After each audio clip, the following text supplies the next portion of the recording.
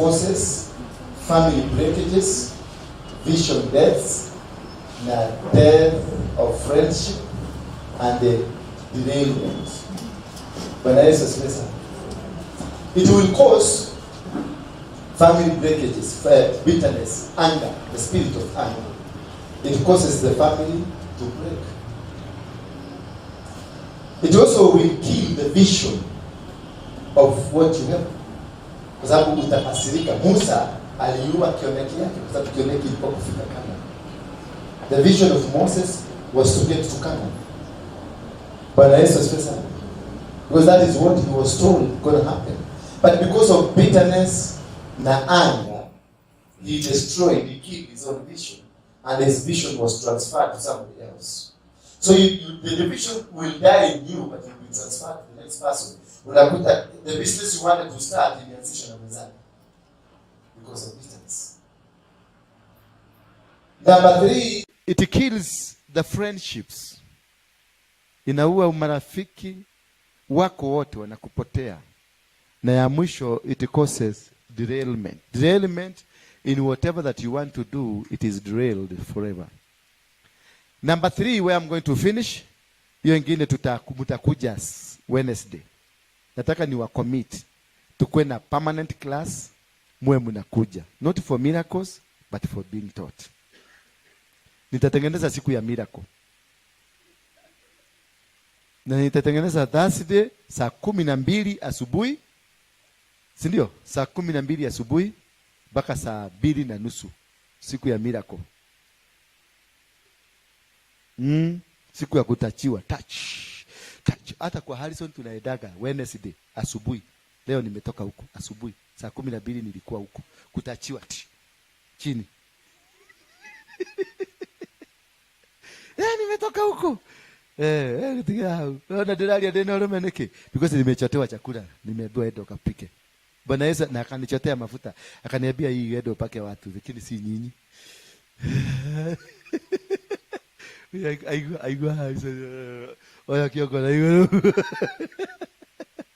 You see, let us have this class. Na tukue a permanent class. Because I know you belong to other churches. I don't want you to come to this church ati utoke huko. Ikaa huko lakini kuja nikufundishe ndio ujue kukaa wapi? Huko. Because all what we are interested is to build the body of Christ. Jue mishie ito itakaaje. Kwa sababu kuna mambo mingi niko nayo. Mingi. Ile mambo yangu mnaonaga kwa Saimokei, anafanyanga editing. Hakupatiagi vizuri ile. Sasa ukuje nikuchotee nikufundishe. Tutakubali hiyo tuingie class? Yeah? Wagapi wangetaka tukue na class? Utakuwa unasema I'll be committing myself, I'll be coming. So kama unataka kuwa committed kabisa ujiandikishe. Useme mimi ni wa class. Ndio tuende tukiongezea. We are moving. Tumepata nyumba kubwa mahali. We'll be moving. I'm expecting where we'll be having 1,000 people in a class. Nimechukua hall kubwa kabisa. We'll be having 1,000 people. Ndio aje niwaambie siri. Kuvuja, kuna mtu naweza kuvujia wewe madhabahu kama ninakupenda. Aliyenivunjia hii madhabahu ni Harrison kwa kunipenda. Sio kwa sababu nilitaka. Nilifurahia kuishi kwa hiyo madhabahu. Sababu sikuwa najua. Harrison forced me to open the church. I didn't want about the church. I didn't want. Sikuwa nataka kabisa. Aliniforce mpaka kanipatia pesa, akaniambia sasa lazima ufugue. Hii kanyumba, kulikuwa na nyumba ingine ile ilikuwa ya Irogo. Ule alikuwa hapa mwisho. Na inatosha watu 1,000. Lakini sikuenda hiyo, nilikuja wapi? Hapa. Kwa sababu nilikuwa nataka tu nichukue kanisa nifurahishe Harrison. Hii kanisa nilikuwa nafungua nifurahishe Harrison. Kwa sababu amenisumbua kila siku, ni rahi golide. Anasemaga, "Uliokuwa." Na ithe tuliokuwa no thayo wa Kristo twenaguo na tutikere na uru. Nyo no muragithii wega.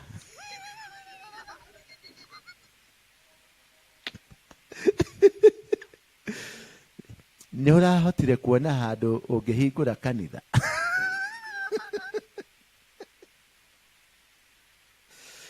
Ona nigutumite anake macarie handu mungie na handu. Kama teko mucarie kumera macarie nigucaria.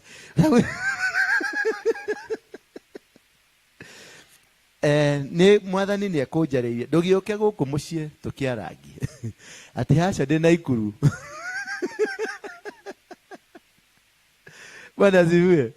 Sasa wakati alinisumbua nikamwambia nimepata. Ndugioke na we na beno neo ya M-Pesa. Sasa hapo ndio alinikamatia. Kwa sababu sijai kula pesa ya mchungaji. Akanirushia, nikamuuliza ni pesa gapi? Nikamwambia ni 50,000.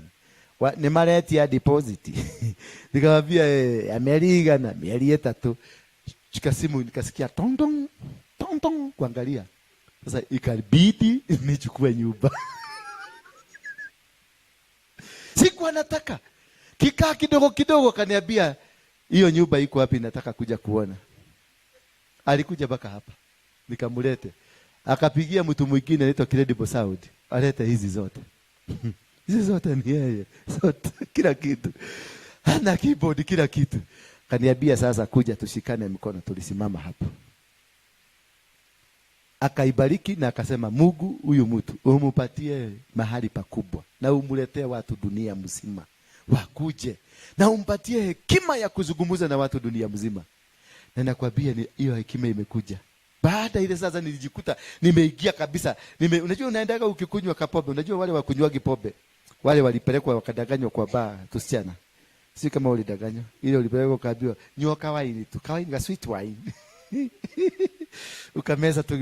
Ukameza ukasikia nani kega kahiana ka Fanta. Unameza kegine, nasikia. By the time unasikia kaglasi kamevuda, wewe kaglasi yako kaide. Na kila kage ndaigwa takatari koru muno. Ukimeza kapili, hatiri kitoke nyua jagega. Sasa unakuta wewe ndio unaitisha mpaka vice ile hard. So na mimi nimejikuta nikimeza hiyo neno, venye naendelea kumeza neno naendelea kuenda. Paka nikasikia imelipuka, akakuja hapa. Mtoto wangu tulimshikanishia hapa. Yeye ndiye alikuja kumshikanisha hapa. Na kutoka huyo mzee akanyage hapa. The life has never been the same again. Sidaragi. Sinaona macho yangu ni ya red, si bagi nimevuta. Sijarara ni kuombea watu, wako Qatar, wako Amerika, wako wapi? Wako kila all over the world. Watu wanakuja Uganda, kama sasa kutoka next week nimefungua. Watu wa Uganda wanakuja. Watu wenye mnaendaka kwa kakade sasa mtakuwa mkikuja hapa. Wewe ndio igwa yagate. Unapigwa simu kutoka Nigeria. Ukienda Lagos sasa hizi. Hizi information naona naweka kwa nani kwa YouTube. Nigeria I'm trading. I'm number 1 trading. In Nigeria, Lagos. I'm number 1 trading. In Seattle saa hizi I'm number 1 trading. Nimeitwa makanisa conference on Tuesday asubuhi. Tutakuwa na conference makanisa 8. Niwahubirie kutoka hapa. Wanisikilize. Kai. Eni ati huo. Kimundu kia mukiki kile tena kuona kio.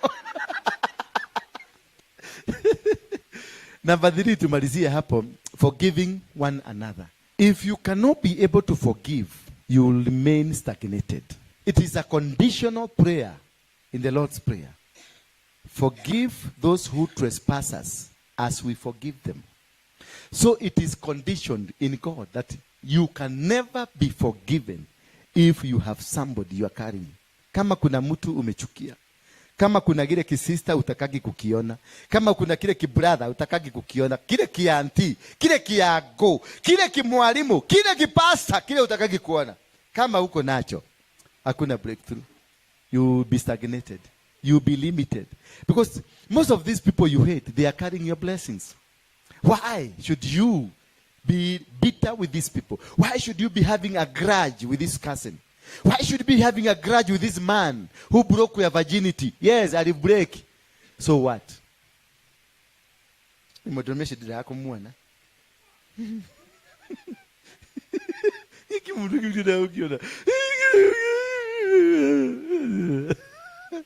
Why?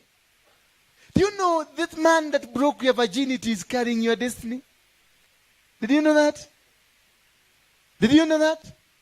That man who broke your virginity is carrying your destiny. Because kwa hiyo virginity alivunja kuna damu ilimwagika, and that is a covenant. And it's a blood covenant. Kama unaendelea kumchukia hata saa hizi, that is why maisha yako haiendi vizuri. You made a covenant and it's a sexual covenant. Na hiyo ningetaka sasa kuingia deep nikufundishe how dangerously you are living on that covenant. The other day mliniona kwa Synagogue nikifugua ex wangu wote, nimewafugua wote. Unfortunately ninafugua nasikia kuna katoto kingine.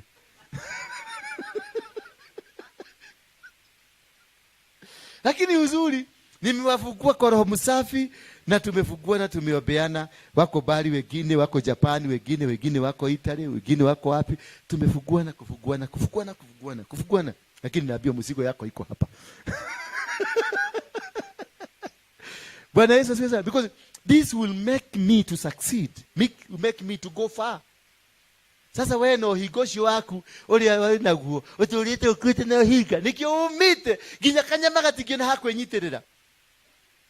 Release them, wafukue. Ulifanya na ilifanyika, you cannot reverse it. Ulikuwa mtu wa kuhanya kama mimi, nilikuwa mbaya. Nilikuwa mwizi wa buduki, tulikuwa naiba na kina Madhari na Rasta. Ndio nilikuwa nawaekea buduki. So tulikuwa na pesa, money was not a problem. So having women, mwizi na mwanawake na pesa zinaendeka mara hii. Ni one. Bwana Yesu asifiwe sana. So nilikuwa na mwanamke ruka, niko na mwanamke kwa cheka, niko na mwanamke mloloko, niko na mwanamke Kayole, niko na mwanamke Tatora, niko na mwanamke, kwa sababu hatukuwa tunakuwa na nyumba zetu. Mwanamke ndio nyumba yako. So unapiga hapa, unatoka hapo, kwa sababu polisi wanaweza kuwa anakufuata, unatoroka. Hata umwabi kule umeenda, unaenda next kwa mwanamke mwingine. Kutoka hapo unaenda next. Sasa unakuta hizo manyumba zote kuna guo. Yaani ni Mungu tu alitusaidia. Ni Mungu tu. So hiyo mitu ulifanya.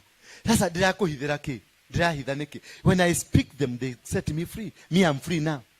Na hakuna siku utanikuta na bodyguard, hakuna siku utanipata na sasa hizi nimekuja na matatu. Sasa tukikutana naye matatu, kai tukata yakai. Ukaigina matatu yenye.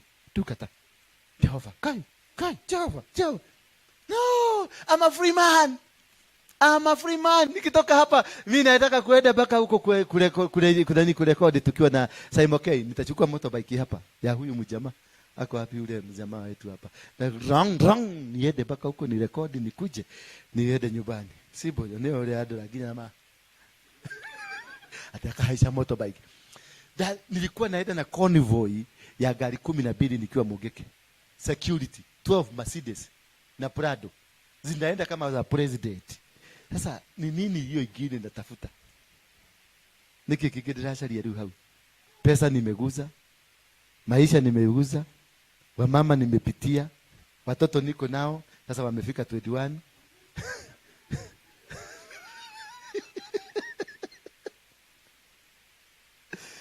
I need only to serve God, and I can only be able to serve God if I clean myself. If I become genuine to God, God will use me the more. Ndakuheneria ke, ndakuhenia niki uheke itari ndakona kio.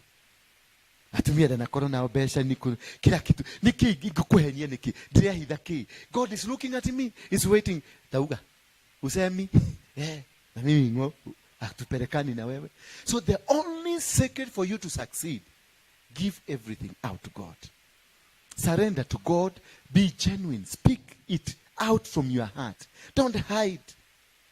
Wacha kukojea mpaka wakati utasikwa ndio tunaona wanawake 300 wanasema kila mtu karibu wakatakata kila mtu aende na pisi. Ndio dhiko unakaa mmoja ile 500. What a shame. Sema niko na wanawake 6 na ni huyu na huyu na huyu na huyu. Mimi wale wote ambao wako na watoto wangu niliwajengea nyumba kila mtu. Niko na mashamba nilichukua, wewe enda chukua ile shamba, shika hii. Wewe enda chukua ile. Na mawe ya kujenga ndio hii. Niko na makwale zangu. Nenda ujenge nyumba. Wamejenga maikala nyumba. Ule ikala kanyumba kani ni 4 bedroom.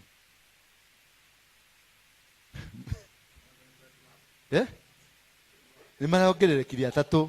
Acio yu niko magurira. Maraongerere kiria 3.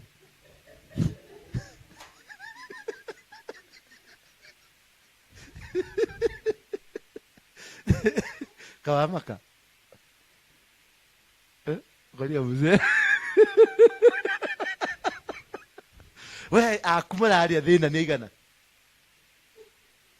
Atano mararia thina. Magwitaga magwita daddy. We ubu takataka. Ende ukaita baba yako. Mimi si baba yako. Wanaikata mwana wako. Negwa. Yes. Nikio riaga thina. Nikio thina utagakuma gwakuja. Tondu mwana ucio araria mai takataka-ini kibira.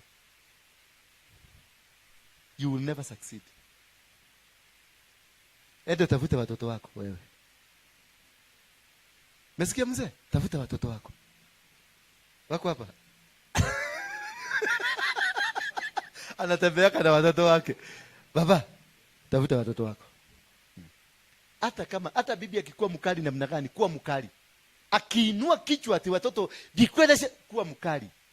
Huyo mtoto anaweza kukuletea laana kubwa. Akikula kwa matangi huko analiaga na aliko rofa femu huyo. Kwa hivyo you are counted dead. Bwana asifiwe sana. Wao wote ni miokota, wote ni mainjinia na ni madaktari. Na mmoja ni minister Tanzania. Anaitwa Makongoro. Ni mjukuu wa Nyerere. So, mtanipeleka? Mtanidu? But they are happy, they appreciate me, na mimi niko free. Huyo mwingine amechukuliwa Amerika kwa military intelligence. Nikamutu kahaka kanajua kuingia kwa system, kanatoa maneno yote. Sinona niyo hakili tu. Ta imagine hakili hiyo ikiria chokora guku, kimwana kile chokora guku. Yaani mtoto hiyo hakili yote kama ingekuwa hapa ingekuwa aje? Wanaume muache ujiga. Ati bibi atasemaje? Bibi ni mtu umechagua, mtu akiwa mzima na magawada tatu. Ino ni thakame yaku ikikugarura muturire waku. Bibi anaweza kosa kubadilisha maisha yako, lakini huyu mtoto, laana ya hiyo mtoto itakumaliza. You will never succeed. Utaishi umaskini, upweke. Deadbeat, metawa deadbeat. Mzee, wende utafute watoto wako na uwalete hapa ni waombe. Ni wengi, najua ni wengi sana. Hata wewe tafuta watoto.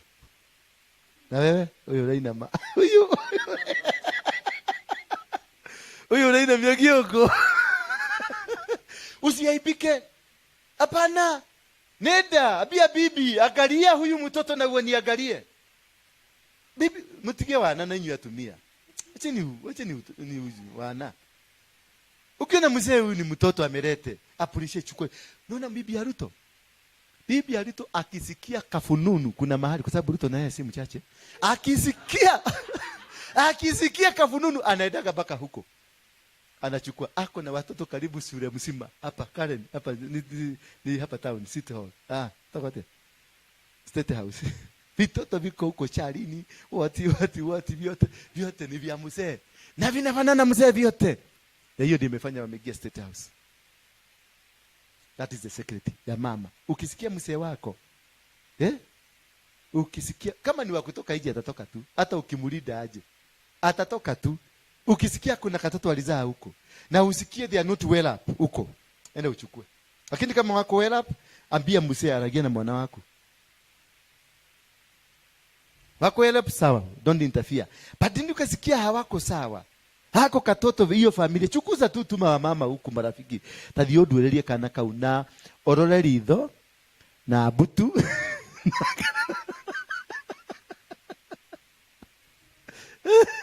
Uangalie hapa na hii sai.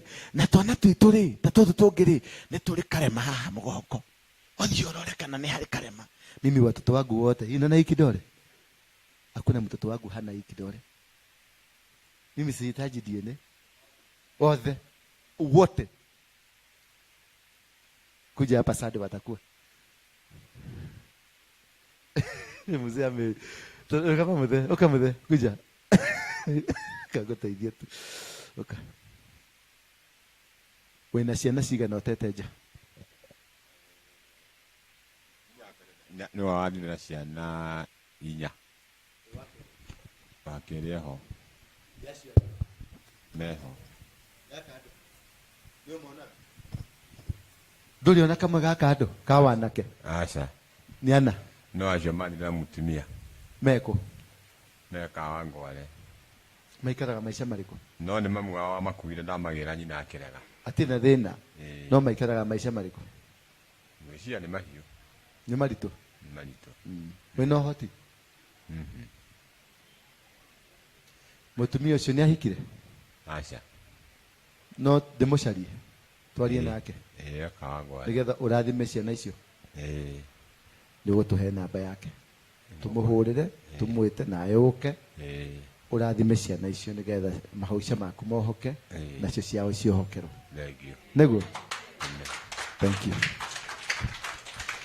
Hivyo tu, because hawajabarikiwa wanakula shida, na kwa sababu hawajabarikiwa na yeye hawezi barikiwa, milango yake haiwezi funguka. Hivyo ndivyo kunaendaka hivyo. Na nyinyi wanawake mnakataa, nie dagia na ciana ciakwa, nie ciana warutire ku, ulitoa wapi hiyo mbegu? Tera mutumia ucio mwena aketati gorimu reke ciana ciyo kĩrathimu. Kĩrathimu ni important. Isaac nani anaitwa Abraham alihanya. Kwa hivyo si Waruinge alikuwa kwanza kuhanya, Abraham alihanya na kisichana kikaletea mama shida, kikavukuzwa. Abraham aliita huyo mtoto na akamgawia urithi na akambariki na akamwambia kwenda barikiwa. Ndio hawa wanatusumbua huko na mali shababu. Ni wao mzee na wamepatiwa utajiri kuliko yako. Unatembea hii gari bila wao huwezi kutembea hii barabara. Hizo uganecia na ciake ciana cia mumaraya hagai etagwa mumaraya tene ciana cia mumaraya unaweza kuendesha gari bila mafuta? Ni mwana wa mumaraya utamgotwarithia gari. Unaweza kuuza, unauza kadini mami vyombo maplastiki na nini? Maplastiki imetokana na nini? Na mafuta. Mwana wa mumaraya ndio utamgolia no nywe. Bwana Yesu asifiwe sana. Kwa sababu baba aliachilia baraka.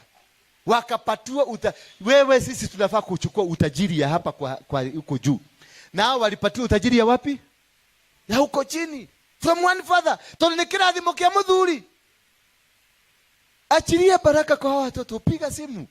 Mama atakileta kunyeta, mwambie yeye wewe nyeta tu, ni mama utambebeleza mpeleke auti, mnunulie biscuit kidogo mpeleke Mombasa, umtulize mwambie iko hivi. Hii watoto ni yako. Na siwaleti kwako. Si ndio? Mimi nilifanya hivi nikajenga, mimi jikara dhigira, mimi nakaka kwa dhigira. Nyumba yangu ni ya room 21 bedrooms. Nilijenga kubwa because of accommodation. Ni kama nilikuwa najua ataongezeka. Sasa so wanakujenga huko hakuna mumama. Mumama ni mfanyikazi. Watoto wote wanakuja wanakaa huko. Wanakula mali ya baba. Na wanapendana. Kama juzi nimeona wamechukua mwingine, wamemlipia kwenda Amerika, wamemtafutia makaratasi mpaka amepelekwa kwa Seattle saizi. Aende akakae na wao Seattle. Sasa kama ni wako na wa huyu. Nyoshe mkoraje nake. Mama na Yesu wakija kutokeria mshi. Mama na alizaliwa si kupenda kwake. Bless that child. Let that child grow. Anaweza kuwa ndiye atakuwa usaidizi wako. Mzee, bless your children like Abraham. Abraham alijua ni mtoto ya kado. Lakini I'm blessed. And that is what can make you succeed. Learn to forgive. Let it go. Don't fight back because he said hakuja. Vitoto vyangu kulingana na sasa nilifanya makosa kuzaa, lakini watoto wangu si makosa. Hiyo kuhanya ni makosa. Lakini watoto wangu si makosa. They are my children. I must show them love. I must show them mimi ni baba yenu. Nigetha magena muhiriga. Mahirige. Nditigo muthi akwiro kwa maina wake. Eta maina amagoto.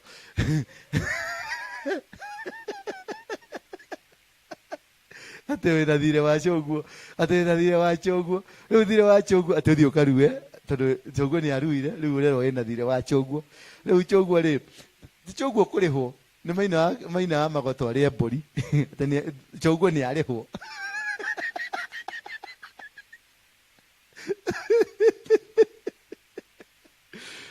Nani amelipa deni hapa? Ya choguo. Sikulipa. Nani ameambiwa kitu kama hiyo ya kulipa deni? Kai, mtira kwa nyakana. Bwana Yesu asifiwe sana. Are we blessed? Mpaka hapo tumefika. So we are talking about forgiving one another. When the benefits of forgiveness, love will grow. The benefits of forgiveness, love will grow. So whoever around you, you will see them as a sister or a brother. Mtu yote ambaye utakuwa karibu na wewe, kama sasa huyu mzee nimempenda kwa sababu amekubali, ako concerned. Na hiyo kitu inamuuma sana. Na angetaka kuona vitu vyake. So atakapowaita, love ita grow. Na love ikigrow, vitu hufunguka. Where there is no love, there is no what? There is no God. Because God is love, and love is who?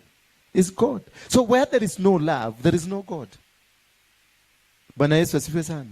So you need that love for God to come in. So when you love everybody around you, unakuta kuna baraka unaachilia, kuna uungu unaingia. Namba 2, you relieve yourself from the past. When you forgive, unaotoa mambo ya zamani. You relieve, you become relieved. Hiyo mizigo ya zamani, hiyo mateso, hiyo mwanaume alikufanyia, huyo mama alikufanyia, huyo cousin alikufanyia, hiyo familia ilikufanyia, huyo mama yenu alikufanyia, huyo mama yetu alifanya. Hiyo mizigo yote inaanguka, you relieve. Ukimwagiliwa kama umetoka kwa jua sana imewaka, umwagiliwe tumaji tubaridi, unasikia ngaje? Uzuri, unasikia kuhuruka. Ama unameza kaglasi kamaji cold water, unasikia inateremka vizuri, unasikia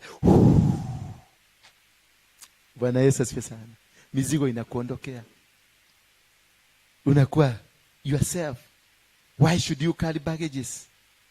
Ati huyo mama siwezi zikialia nake. Nie. Zikialia nake. Na ukikutana na wewe huko, shida ile uko nayo ni hizo to forgive. When you don't forgive, God will never forgive you. God will never set you free. God will never release you from that pain. You will live forever suffering. Bwana Yesu asifiwe sana. Because it is a baggage from the devil. So you don't live. Utakaa kwenye mizigo ya kishetani. Na ukiwa kwenye mishigo ya kishetani ni kumaanisha Mungu hatakaa pamoja na wewe na hautapata baraka. So you can never be set free if you have not set yourself free. To be relieved, kuondoa hiyo mizigo, unajiacha huru. Na kwa hivyo kama haujajiacha huru, hauwezi kuachiliwa huru. Biashara yako haiwezi kufaulu. Ndoa yako haiwezi kufaulu. Wewe mwenyewe unakuwa na vidonda. Irodashiada, pain, because ya huyo msee, na huyo msee anakamata mkebe, anakamata busa vizuri, na anakamata kibibi na huko anapeleka huko vizuri, na huko no irodashiada utoletie wathondekire chemist gwaku gutire dawa itari ku, dawa cia mete, dawa cia mashaina, dawa cia ndoe, dawa cia ke, imejaa kakababa hivi. Ati ni ya uchungu ya abdomen, hii ni ya uchungu ya lower abdomen, hii ni ya uchungu ya usiku, hii ni ya uchungu ya nini? Because you are carrying the past. I'm telling you from today, if you release the past, you utaenda ushike hizo madawa zote utupe. Ngoja wewe, udhigo sitasione. Utaacha, tukasi ni walege. Tondishe nisitomete rware, kiroda kiada. Mwili waku watu ikire chemical. Thakame yaku enukaga dawa. Nyumba yaku ni chemist dogo. Ndikanike na nitogire kwaliria thirikari. My inspecting meshi area etale na marua ma food poisoning. Food and poisoning. Wale watu wa chemist wanapatia kwa barua gani? Food and poisoning. Sasa kama umevugua chemist kwako, si unahitaji hiyo barua? Ya food and poison. Vitu zina dawa ngapi? Yeah? Na wewe? Wewe unashika na dawa msi. Wewe na mara moja shika na. Hallelujah. Then ya mwisho, Once you forgive, your heaven will open and you will be operating in an open heaven. When you set yourself free, when you release yourself, your heavens will open. Bingu yako inafunguka. Hautateseka, bingu ya huyu mzee imefunguka. Na mtaona. Hapa mtaona. Huyu mzee nataka atakuwa testimony kwenu nyote. Akifanya hivyo tumesema his heaven imefunguka. The heaven today, because I know you are going to set yourself free, your heavens will open. The businesses ambazo mnafanya zitainuka. Zenu zitafaulu. Kazi zenu na huduma zenu zitafaulu, because from today you'll be operating in the open heaven. Hallelujah. Tusimame kwa miguu yetu. Nikiwe kalete kiwe.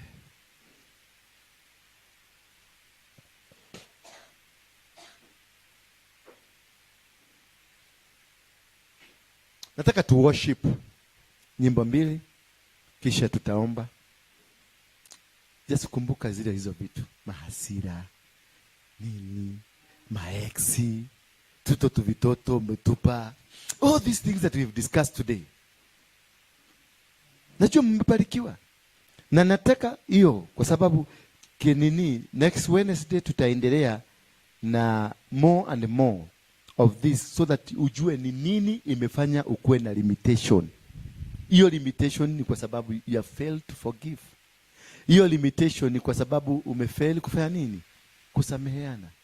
That is why you are suffering. Because the reason here is that the reason you are suffering is because of yourself. The reason your business is not growing is because of yourself. The reason you have failed in everything you've tried is because of yourself. Hakuna mtu amekuroga. Na wewe unasemaka ni ndarogirwo mani tata wito ria damu negere shiringi 100 kuma hingo ya pesa itire cia coka ringi. You have the power to bless and you have the power to curse. Wakoni unamenya ni tata wanule doke reverse, na unamenya ni 100 ule doke reverse yuki katika jina la Yesu Kristo nina cancel hiyo uchawi. Ni atatotoragi hana tata wanyu tata wanyu na hinya wokera. Morogi, yani kwani kwa mchaji na utoraga kanitha-ini uruta kama huta na indo ciothe. Kwani kwa hivyo anti yako ni strong kukulika na unaendaga kanisani. Na mtotobia stories za tata yeye. Ate kuma dada nile tata ito shilingi 500. Ni doni adora na ritho ringi. Kicoka kirorogwo kena hogo ya hetu kogwo kena ma communicate nayo.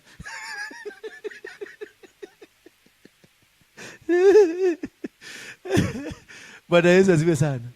I think I'm sijui kama nimezungumza na nyoyo zenu. Yeah? Nimezungumza na nyoyo zenu. Umejiona makosa ni yako, si ya huyo mtu unasema. Yes. Yes, unataka kuuliza swali? Mpatie microphone.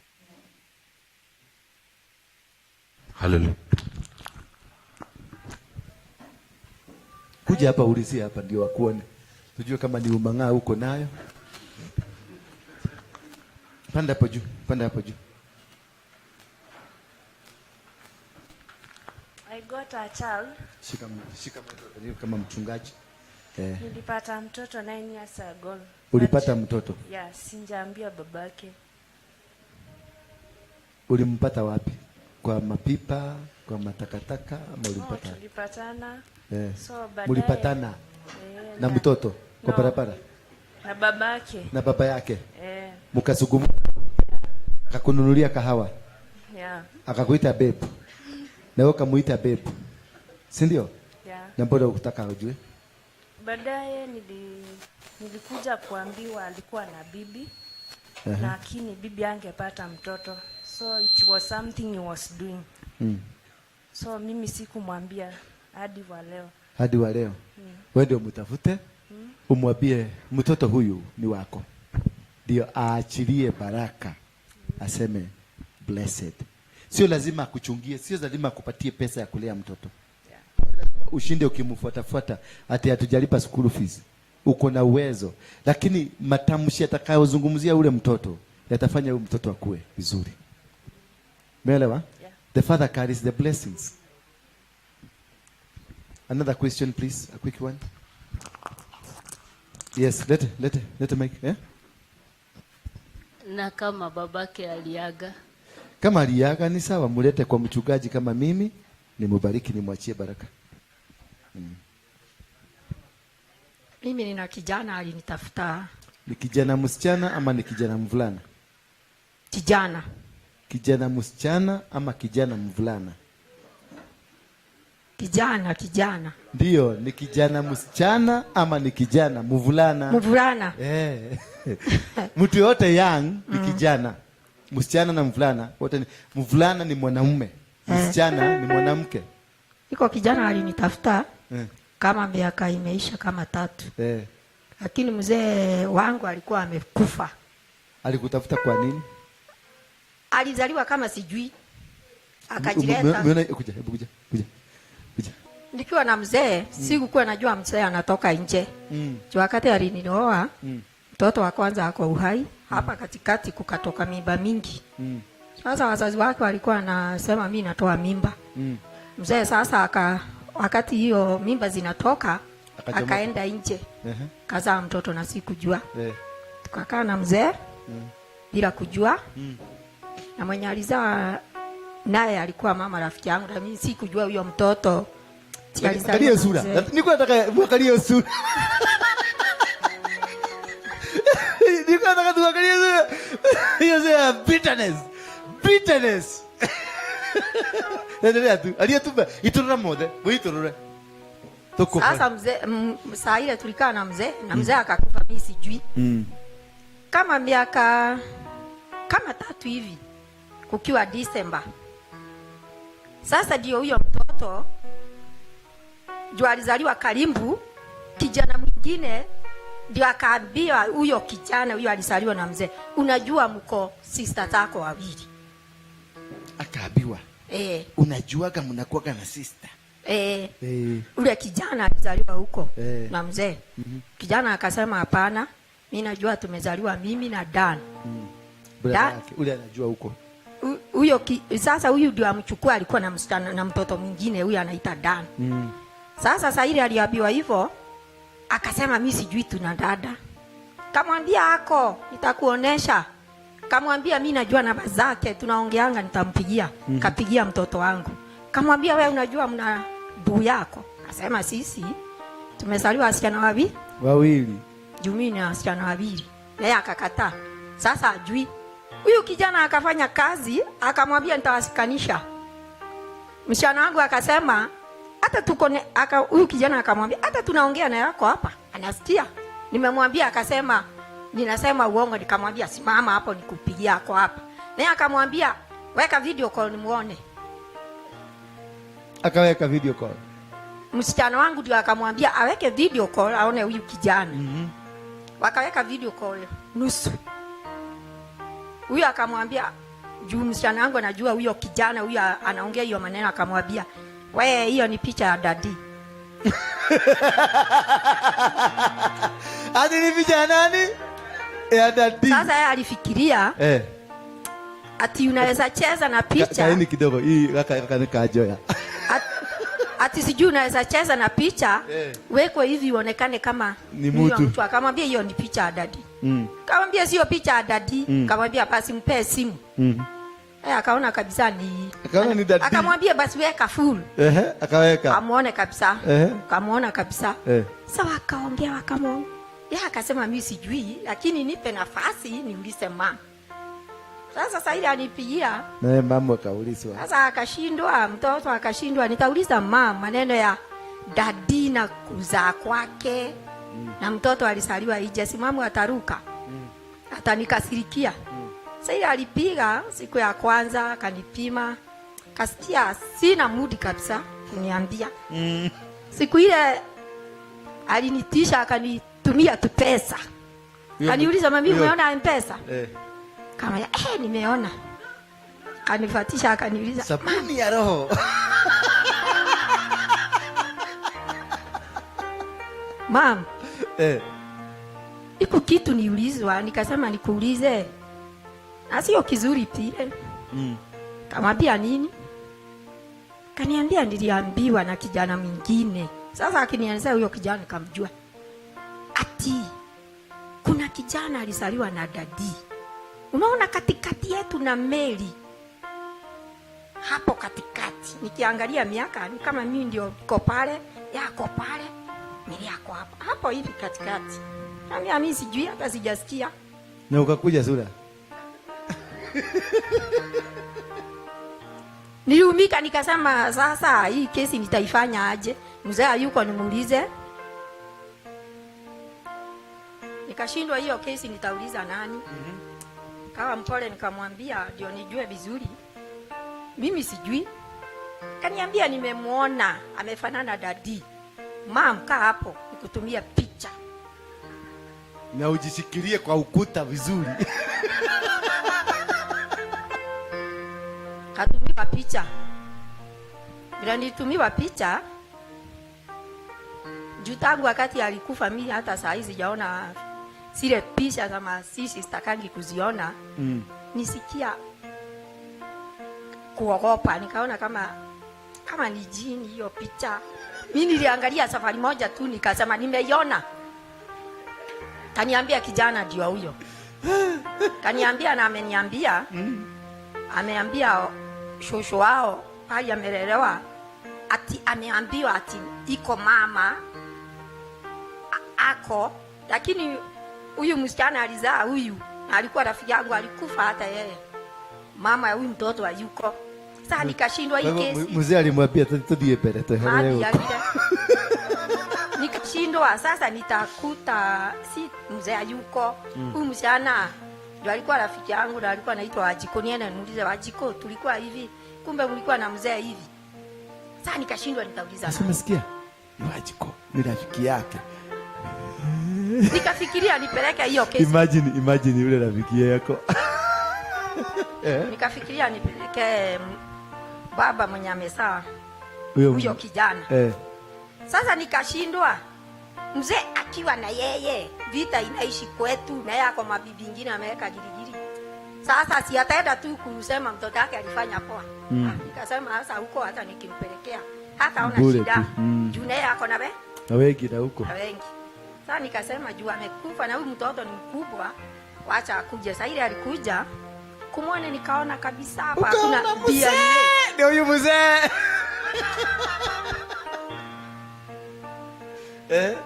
Sasa akakuja akiwa na bibi na mtoto mmoja. Sasa mimi nashindangwa. Sasa mimi ni mama nimeachwa na watoto. Sasa kuna wangu. Sasa nikafanya wote wakuje tukae chini hawa na watoto wao na wengine. Sasa tukaongea hiyo mkutano ikiwa watu wote. Watu waelewe vile kulienda na vile hii family imekuja hapa imekuja na njia gani. Sasa tuko nao. Sasa mimi nashindangwa. Hata jana ndio alienda kutoka huko. Alikuwa Disemba yote huko kwangu. Sasa mimi nashindangwa. Sasa hii baraka ni nani ataiongea? Mzee amekufa. Huyu ni mtoto wa mama mwingine. Huyo ndio first born ya mzee yako? Mvulana. Si unaona wangu ndio mkubwa? Wako ni msichana ama ni mvulana? Msichana. Huyu ndio mwanaume wa kwanza wa mzee. Hapa lakini ndio wa kwanza wa mzee. Ako kwa boma yako, kwa boma yako sasa. Huyu mwenye amekuja ndio sasa wanakaa Nairobi, walikuwa kutembea tu. Nisikilize. Huyu kijana mwenye amekuja uko na wasichana. Sasa kwa wale watoto ambao uko na wao, mwanaume ambaye anaweza kuitwa first born ni huyu kijana amekuja. Hata sina kijana. Ni huyo tu nililetewa na nikafurahia. Huyo mvulana. Mwisho nilirudi kufurahia juu sina kijana. Sasa niko na kijana. Sasa unataka kukujibu. Umeuliza nani atanena baraka? Mwenye baraka ya hiyo boma yenu ni huyo kijana. Ndio ako na authority ya baraka. Lakini the blessings za kifamilia wewe ndio uko nazo. Kama sasa unataka kuchija buzi, si wewe utachija, utaita huyo kijana achije buzi. Nimekujibu. Sasa hata ndio nimesema niseme hiyo maneno juu huyu mzee unaniona naye hapa. Huyu. Hiyo maneno ikifanyika mmoja asirisiri. Huyu.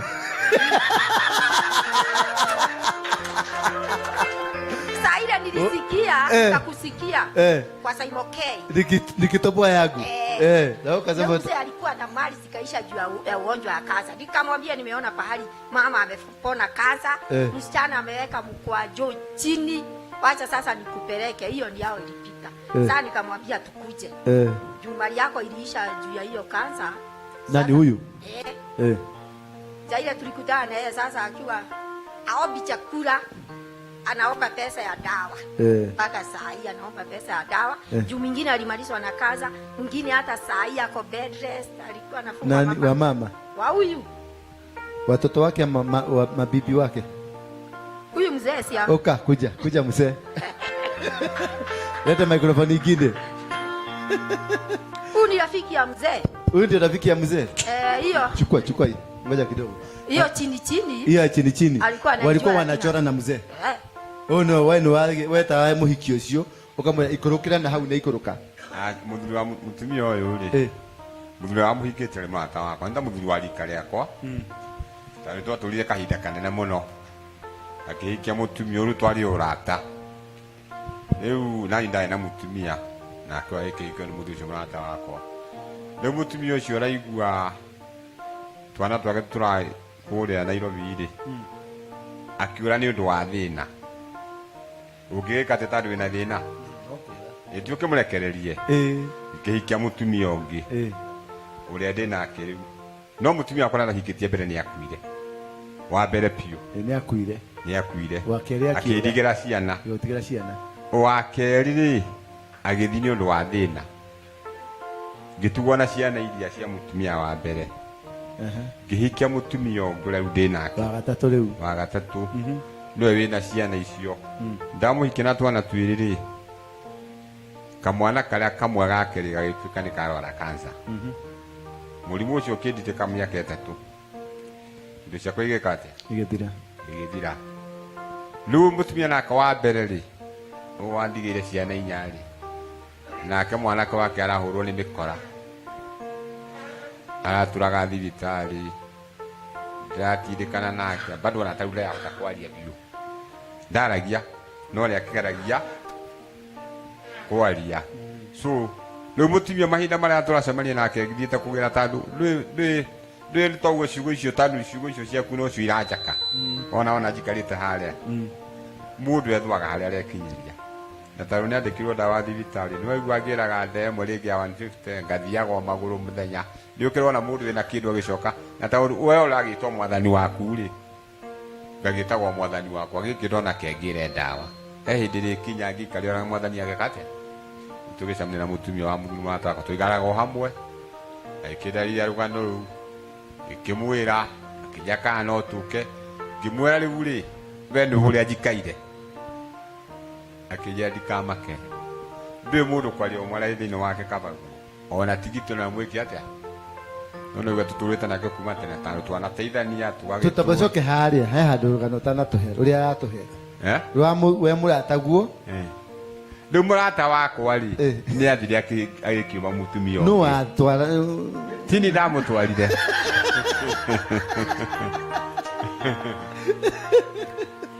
No ta twagĩthiaga onake-rĩ agĩthiĩ kũigana gũkĩmenya mwena ũrĩa agĩthiĩ tikuo agĩciarire kahĩĩ kau. No amenya ndiamenyaga. Nĩakwĩraga he handũ rĩu twacokire tũgĩcoka tũkĩũranwo. Hatirĩ handũ akwĩraga he handũ ndĩrauna runo. Rĩu twagĩtigana tũtegĩtigana. Agĩgĩthiĩ wiki rĩu gĩcoka kũmenya mwaigua ndacokire gũkĩmenya mahinda macio rĩrĩa ndakĩmenya mutumia nĩ matiganire ũrĩa agĩgĩtigwo na ũyũ na ũguo mũrata ũcio wakwa nake agĩgĩthiĩ. Kwa hivyo sikũmbeba. Guo ndamũkuire. Na rĩu mutumia wa mbere nĩ akuire. Wakwa wakwa wa mbere nĩ akuire. Akuire nĩkĩ? Ndingĩheana mũrimũ wake. No kũnyitwo nĩ kĩmũrimũ. Wa kerĩ nake-rĩ orire nĩ thĩna. Nĩ thĩna. Nĩ ũcio ciana ciake. Ũyũ wa gatatũ mwĩ nake? Ũyũ wa gatatũ twĩ nake. Nĩwe mwanake wake ũrĩgĩte gũkua. Mwanake wake arakuire nĩ kansa. Nĩ kansa. Twakĩrĩrwo nĩ kansa mĩaka 3 araruire kansa mĩaka 3. Rĩu nake wa mutumia ũrĩa wakuire nake mwanake ũcio nĩwe mũrwaru nĩ kũhũrwo nĩ kũhũrwo. Nake mwanake wa mutumia wa kerĩ nĩwe thibitarĩ egũkũ mũciĩ. Ũrĩa wa mbere ciana cia wa mbere cia wa mbere nĩcio icio rĩu ndĩrakũra egũkũ mũciĩ ciĩho. Nacio ciĩna thĩna ũrĩkũ? Ũrĩa wa mbere ciana cia mutumia wa mbere-rĩ ciĩna thĩna ũrĩkũ? Nĩ ũcio mwanake ũrahũrirwo ũratũraga thibitarĩ. Ũyũ worire na ciana-rĩ icio itũraga na mamu wao. Ndamagĩra rĩrĩa ndamagĩrire-rĩ mamu wao arega-rĩ gĩtigana nao. Nĩ anake anene.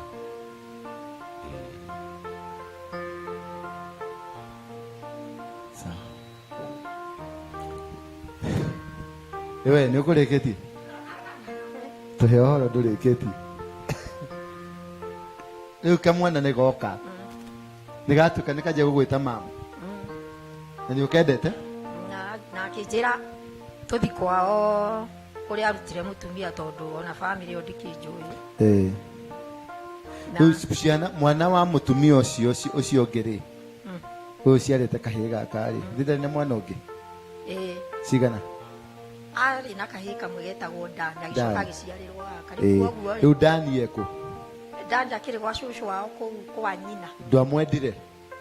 Ni ndire ndagia na ihinda ngareherwo Dani. No uri wagĩa na bidii ya kwenda gucaria Dani? Ni njiraga mwanake wao atiriri niki kigiragia urehe Dani. Akanjira atiriri no ariuka no Dani ndakiri wa mzee. Hey.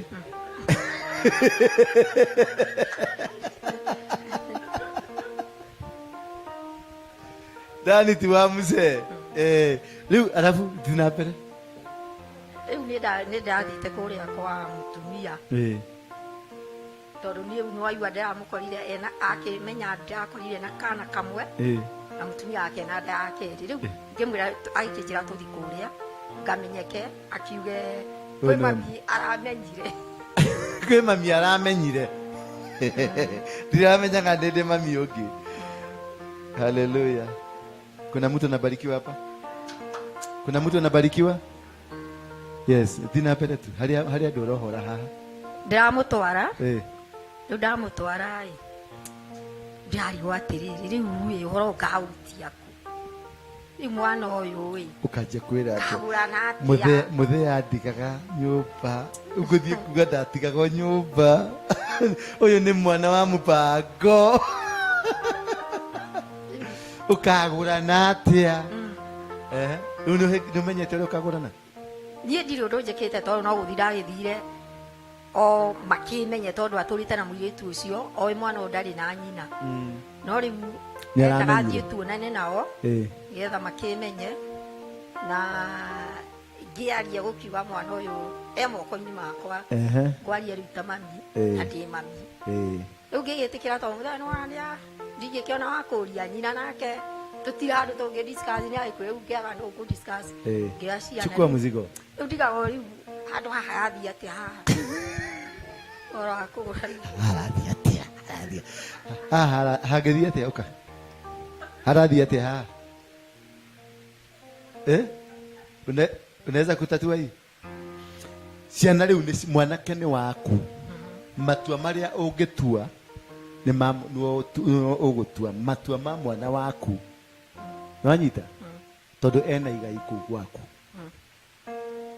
Nwanyita wakorwo ni kuracia kana gwika maundu maria mangi megwikwo we ni ugwita brother ciaku na brother cia muthuri muthi muguranire mwanake ucio na guku umwakire guku kwa ithe umwakire kuo.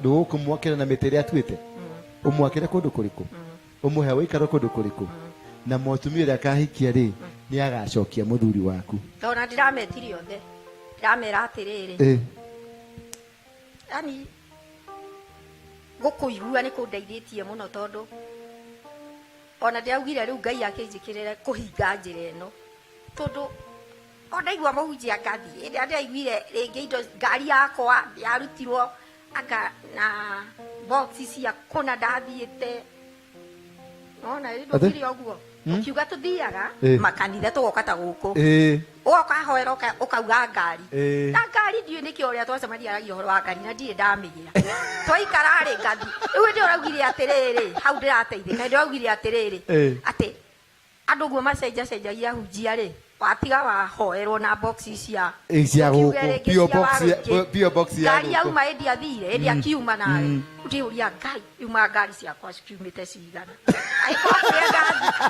okuria ndathie ngari na ndiri ndakĩmĩgĩa na gwĩ kũrĩa yaikũrũkĩire rĩu ndĩuga nĩ tũyũ gokĩnjĩre atĩ akiumĩire box-inĩ ciao.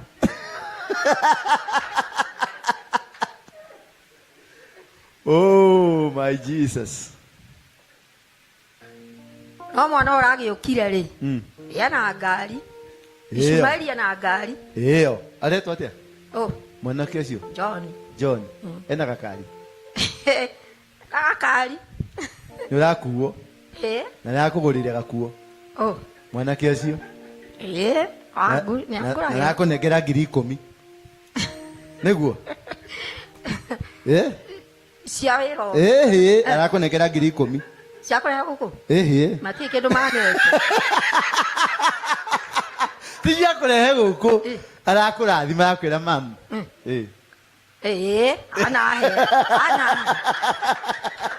Anahe.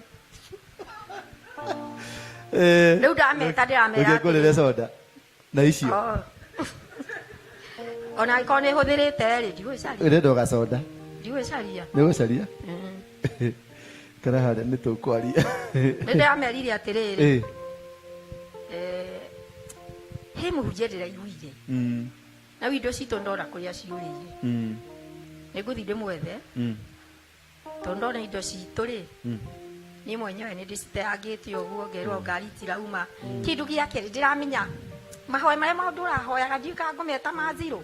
Ndio augire atĩrĩrĩ atĩ tũhoyaga. Ta rĩu niĩ nĩhoyagĩra ciana ciakwa itwathuri. No wamenya ndiĩtagia rũbaru njĩtagia mũthuri makaheo arĩa matarĩo magatũrĩria tũthimũ na thitango. Ngĩmenya ndekire ũru tondũ niĩ hoyaga atĩ kĩjuka mahe athuri. Kuo moyagĩrwo mũthuri rũbaru rũtũre rũhi. Mokanagĩrio haha ici mũndũ ici haha gĩgaikĩrio chukua. Nani nataka chukua? Nani nataka chukua? Ndacokire kũmenya nĩ nitaugaga heo rũbaru na nyama ciake. Ũcokerie weri he harĩa wakonorirwo. Niĩ nĩ ndakomirio ngĩenyũrwo ũgĩthondekwo we. Wanyita? Rĩu etia gũcoka harĩa wakonorirwo. Rĩu ndĩramera atĩrĩrĩ rĩu tondũ nĩmenyete rĩ. Ndĩgũthiĩ tũkĩhoya tondũ rĩu ndũkiuma tondũ ũgĩciĩire kana warĩ wa hau ũkĩrĩ. Ndaiguire nĩ akĩhoya mũndũ rũbaru agarũkĩtio. Rũkaiganĩre.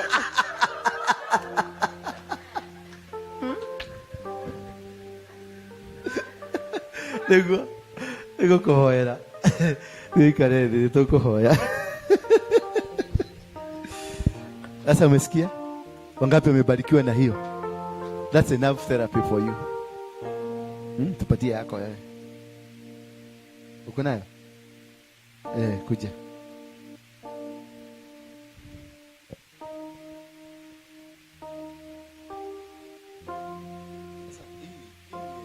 Dogo, nunueni vitu za maana.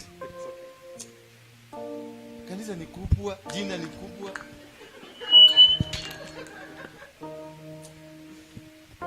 Pata hapo juu. Anatuagusa tu hapa.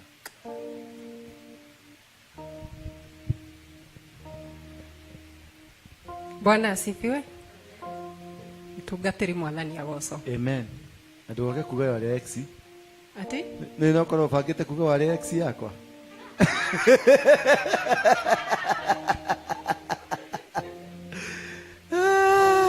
Asha. No kũhota rũgama hihi haha ndĩ thauti ya andũ aingĩ. Ndiũĩ no ndaigua ndigũkira rĩngĩ.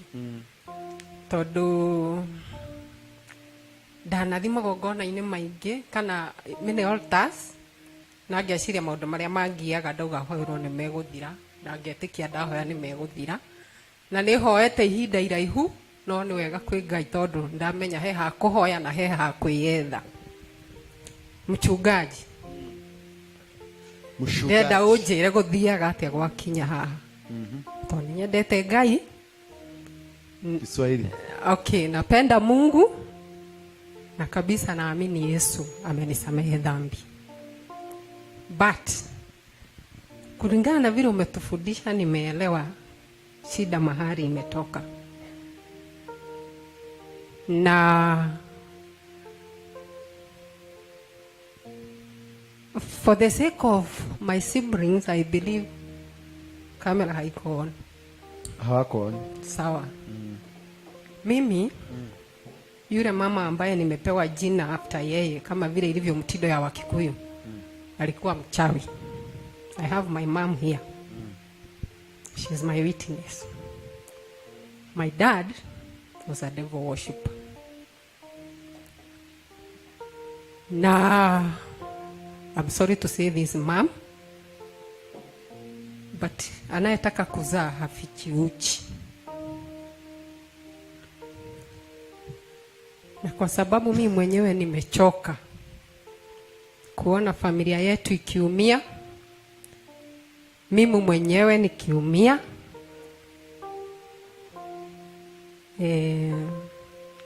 napenda kutumikia Mungu, lakini mimi na other times napatanga futwa nyuma. Huyu ndio mama yako? This is my mom. My dad is passed, but the effect of whatever he did is still there, and very powerful, very strongly. And on top of that, my shosho was a mchawi. Nimefurahi saira umesema, na wacha niwaambie watu wa Mungu, wakati ambapo unapitia katika hali fulani, usiogope kuongea, kwa sababu were it not for Mungu kutumia mchungaji na akakubali kuongea, mtu anakaanga akifikiria ni yeye tu ambaye akona maisha yakona a lot of negativities. But kupitia kusikia vile unaongea, na you're not even ashamed of kusema nilikuwa kiongozi wa Mungeke, as we know vile Mungeke imeleta effect kubwa katika maisha ya Wakenya, na hana shida kusema hivyo. Ndiposa nimeamua kusema ya kwamba I'm a product of bad people and I want to be free. Huyu ni mtoto wako? My firstborn.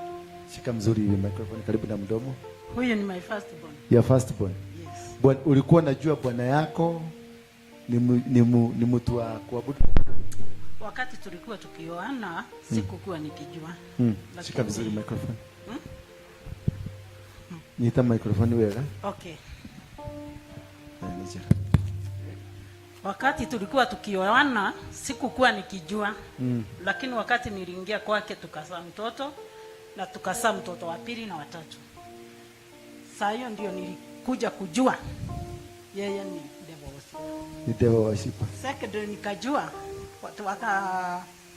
wakati nilioleka mamake akakuja kwangu, kwa sababu alikuwa wametengana na bwanake.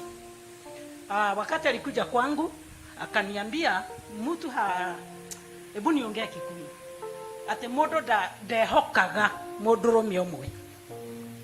Sasa nikaenda mtu ategemeangi mwanaume mmoja. Ndio. Sasa mama yako, mama ya bwana, mother-in-law, yes, alikwambia mtu hategemeagi bwana mmoja. Sasa nikaenda kuchunguza hiyo story kwa mama mzazi wako, mama yangu. Akaniambia usitubu, kwa sababu ukifanya hivyo anataka uchiko na makosa akurusha nje. Yes. Mimi nikakaa nikichunguza kwa nini baba mzazi bwanangu kwa nini amemtupa. Nikakuja kunjua yeye ni msarati, nikakuja kujua yeye ni alikuwa nataka sasa kukuigiza. Yes. Kwa hiyo mambo ya usherati. Tena nikakuja kujua yeye ni mchawi. Na ni mchawi. Ni mchawi. Huyu mama. Baba yetu alimfukuza kwa sababu alikuwa akitaka kumuua. Alipea mtoto wake uchawi apelekee baba yao. Mtoto yake mgani? Mtoto yake ya pili. Si bwanangu. Lakini hiyo mambo yake aliingisha baba ya hawa, kwa sababu alikuwa firstborn yake ya kijana, akamuingiza hiyo mambo ya uchawi. Na hiyo ndiyo sababu tumepitia mambo mingi, na tena tukapitia uchungu mwingi, kwa sababu hatukukuwa tukijua makosa iliingilia wapi. Hata mimi ni mwokofu. Mimi nampenda Yesu. Kwa hivyo mumeenda fasting, mumeenda maombi. Hata nilikuwa nikienda Katoroni 21 days.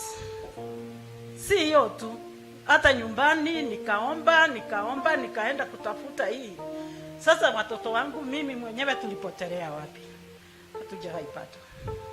Lakini leo mimi nashukuru Mungu kwa sababu ya mtumishi, kwa sababu nimeona pahali tuliangukia, pahali makosa, yani sijui niseme nini. Ya baba ya bwanangu, samba ile tulikuwa nilikuwa nikisikia ni kunyang'anya, alinyang'anya watu wengine kwa sababu alikuwa safi wakati ya vita. Aliua safi. Kunyang'anya. Yani alikuwa safi. Alikuwa safi. Akanyang'anyana shamba. Sasa hiyo shamba akatupea. Na hiyo ndio sababu uliona hivi nikisikia. Niliona niongea hiyo nikono. Kwa sababu niliona hiyo shamba yetu ilienda na tulinyang'anywa au iliuswa na ndugu ya bwanangu, lakini si ndugu kwa baba, ni ndugu kwa mama, kwa sababu huyo mtoto alisaliwa ija. So nikaona kuna mambo mingi tumepitia kwa sababu wasasi wetu vile walifanya, lakini leo naona kama shida zangu zimefika mwisho. Mpigeni Yesu makofi. Thank you. Umemaliza? You okay? Yes. Yeah. Anybody else? Come. Leo kirasi imebadilika. Mauda ni maacha njia. So vumilia tu tupige hii injili namna hiyo. Kumbe maneno inakuaga.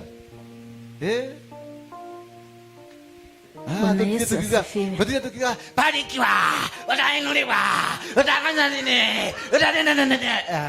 Wache ujinga. Sasa hiyo story tukijua na hiyo maneno. Haya, tupatie yako. Bwana asifiwe. Amen. Naitwa Susan, nimeokoka. Yesu ni Bwana. Amen. Yangu ni mimi niliongea na wewe kwa simu juzi, ukaniambia nikuje Wednesday. Sasa nikakuja, nilikuwa nakwambia juu ya kijana wangu.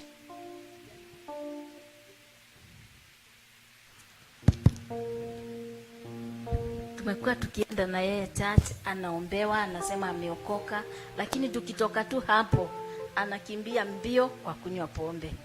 Haya, saa zingine atakunywa pombe inakuwa nyingi sana, na msiniweke kwa mtandao kwa sababu kuna mtu sijui ataniambia nini. Unajua tulipoingia hapo, sijui kama ulikuwa unanijua ama unaniona. Mzee wangu akiniona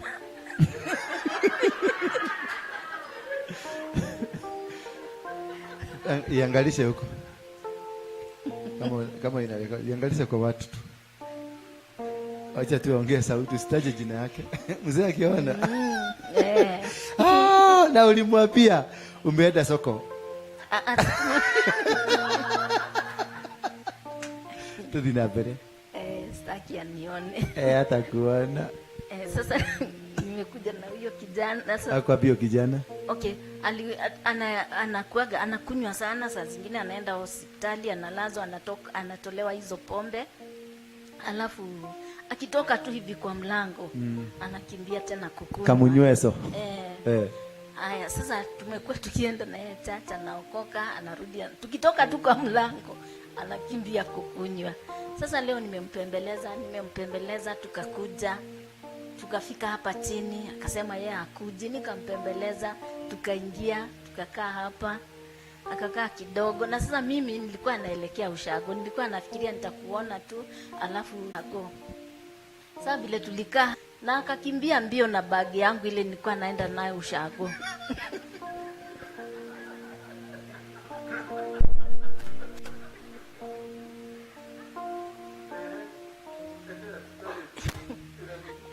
Akakimbia naye, akaenda, hata pasta huyu anajaribu kumfuata akakataa, akaenda kabisa.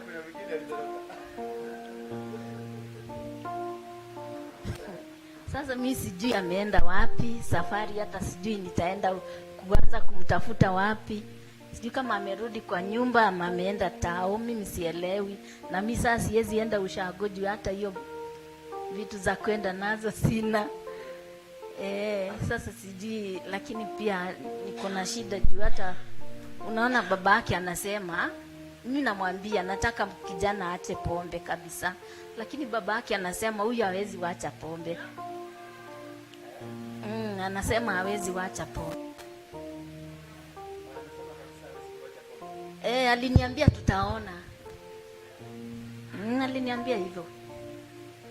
Mimi nimesema ataacha, yeye akasema hawezi kuacha. Sasa huo ni msingi ulio nyumbani kwa kina baba. Akisema yeye ndiye yako na authority. Kumaanisha kuna kile anajua.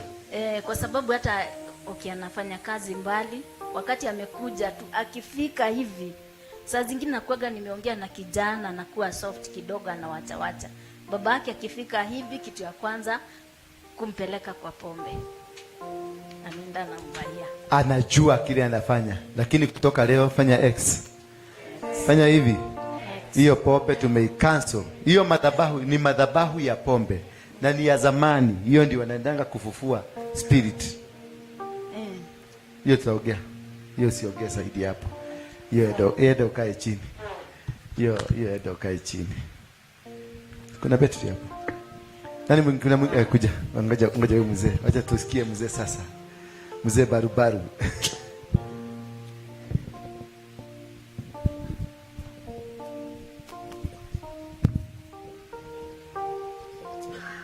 Nani anaumwa this side?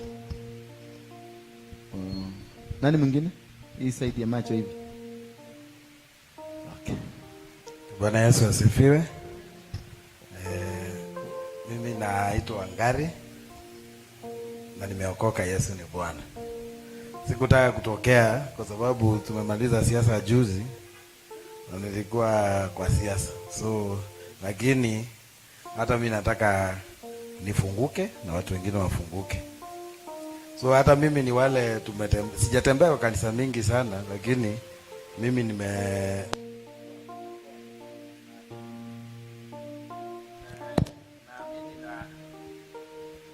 naamini na kutoa, kwa sababu najua ukitoa sacrifice utafunguka. Lakini nikapata sifunguki na kuna patterns zinajirudia. Mimi nikipata pesa, mahali nashuka lazima nafanyiwa auction. Yaani nikipanda tu nikianza kupata pesa nikuwe comfortable kidogo, nitarudi vitu zangu ziuzwe. Nadhani niko kwa auction karibu ya 4 ama ya 5 sasa. Unafikisha pesa ngapi? Sijai kuhesabu. Lakini unajua ile unafika sasa hauna shida. Kitu itafanyika, uchukue loan, ukose kulipa. Auction lazima wakuje. Auctionia lazima mudili na wao. Sasa ndio nimengangana kupambana na wao, lakini kitambo walikuwa nakuja tu. Walianza na Shylock. Sasa wamegraduate, wanaenda wakipanda. Shetani anakuanga na wewe, anaendeleaga kupada. Alianza na Shylock. Sasa nadili na bank. Sasa pia mimi nimekuwa nikiomba Mungu for a long time nipate kanisa. Mimi sijai kusikia sauti ya Mungu akiniambia enda hapa. So lakini naenda mahali unaenda. Hata nikafika mahali nikaacha kwenda. Lakini nasikiza apostle kwa Simon K ama hizo channel ama Bethel Cloud. Sasa mimi nikilala nasikiza, lakini zingine naacha ikiongea nimelala. Sasa naota tuko na mchungaji. Sasa nikajiambia labda nimesikiza sana. Lakini nikajiambia kwa sababu Mungu hajai nionyesha mahali, nikaona hii ni direction. Juzi tu nikaota nikipewa notice ya auctioneer. Mimi nikashindwa sasa, hiyo auctioneer na amenipea notice, kwani atanipea ingine the following. Lakini nikaota mchungaji akipiga hiyo notice mateke itoke. So sikuelewa, nikasema hii labda ni ugali nimekula mingi. Ndio maneno. Lakini the following day nikapata notice, nikaona sasa hii mambo imeanza kukua serious. Tukaongea na mchungaji na akanieleza, nikamwelezea mambo kidogo, akaniambia wewe enda nyumbani uchunguzi za mambo fulani. Sasa ile kitu ilinishangaza. Nilienda nikakaa na wazee, nikaita wazee wa nyumbani, nikamwambia sasa kwanza nieleze sisi tumetoka wapi, sisi ni kina nani. Unajua saa nyingine wanasema wewe ni fulani wa fulani wa fulani na ujui huyo fulani ni nani. Sasa mimi nimekuja kugundua my grandfather was hakuwa mchawi, lakini ni kama mchawi wa aina fulani, lakini ndiye alikuwa anatoa dhabihu kwa shrine. Hii kama njuri njeke. Kama kudhenja, wanachinja mbuzi. Mudhejeri, mbuzi. Yeye ndiye alikuwa anachinja mbuzi kwa shrine. Mali tunaishi kama kijiji kwa klani yetu. Nilikaa na wazee wakaniambia iko shrine 6. Zile zimezunguka hiyo village. So I started now, vile mchungaji aliniambia umeokoka, umetoka kwa hii ufalme, lakini wewe ni wa ile ufalme ingine. Ndio tunaambiwa wewe ni mchawi ya pande hii na wewe unasema umeokoka. Sasa nadhani tuko wachai wengi pande hii. lakini sasa nikaanza kujielewa, kuna madhabahu walifanya wakiabudu hiyo Mungu yao. Hii Mungu tuko najua saa hii, in 1930s hawakuwa wanamjua. Walikuwa wanasema wanaomba Mungu, lakini walikuwa wanaita wale watu walikufa, wanafanya madhabahu zao. Sikupata babu yangu, lakini pia alikuwa naambiwa na mzee huyo one of my uncles, babu yangu angechinja mbuzi aite mvua, watu waengeenda 100 meters kama hakujanyesha. So alikuwa ni kama mtu alikuwa kwa ranks za juu kidogo. So naona ni wakati wa Mungu. Mimi nikasema siwezi kukufia kwa kanisa hii mzuri. Unajua saa ingine ukisimama MP unaenda zile kanisa ziko na mpangi, zinakaa kama ziko sawa sawa kubwa. Sasa nikasema wacha nitafute mahali mimi nitaokokea. Mahali nitafunguka, na hata kama juu niko na watoto. Sasa nitakaa nimejifunga na watoto ndio hao wanakuja. Afadhali mimi nijinasue. And I thank God for your ministry. I know surely you have been called. Ile shida watu wanapata kubwa, mimi nilisema kwangu. Nasema sasa mimi mahali naenda ni kwa ule jamaa wa Munkiki. Na najua watu wengi it is not very fashionable for wale wamezoea kwenda mahali wanataka jina mzuri. Lakini huyu ndiye amelipa gharama. Sasa kama wewe umefungwa hiyo mara yote, sisi umetulipia, hatutafungwa. Kama umepigwa hiyo yote, I mean you pay the price. We would like to, Mungu atusaidie hata sisi tubahatike ama tubarikiwe kwa ile gharama umelipa kama mchungaji wetu. Mimi nilikuja hapa nikajicommit kwa hii kanisa. I am a member of this church. Sasa mimi ndio nasema kwangu nitaleta hii wengine polepole. Sasa wanasikiza Simon K kidogo, wakikosa kusikiza naweka kwa nguvu wasikize. Naongeza volume. Waanze kupata kujua ni nani ambaye na hudumu chini yake. But I am committed here because I think I remember the first day you came, you were almost crying. Na ulikuwa na deni na ulikuwa huna pesa. Hata sasa niko na madeni na pesa inakuja. Lakini hiyo siku nilikuja hapa, okay, it's a good testimony. Kuna mtu yangu alikuwa ameniambia atanipatia pesa fulani. Unajua sasa unakaa akamwambia ngoja. Mimi nilikuja hata sikuwa na pesa mingi, nikaomba, nikaweka sadaka ya 200 tulikuwa tunaweka hapo. MP mzima. Majamaa tukakaa pale kidogo nikapigiwa simu. Hata sikumaliza 10 minutes kaambiwa jamaa kumbe alipata pesa kama juzi. Nadhani hiyo anajua, si nadhani hiyo dhabihu niliekelea hapa ndio ilifanya akanipigia. Juzi tena nikakuja. Nikaambia apostle, na hii madhabahu iko na baraka mingi. Iko business kubwa tunafanya mahali.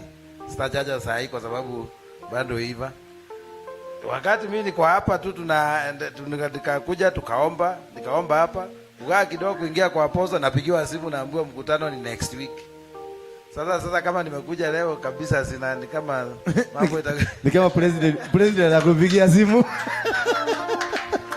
So nadhani naomba Mungu hata this guy you see here, this is a king.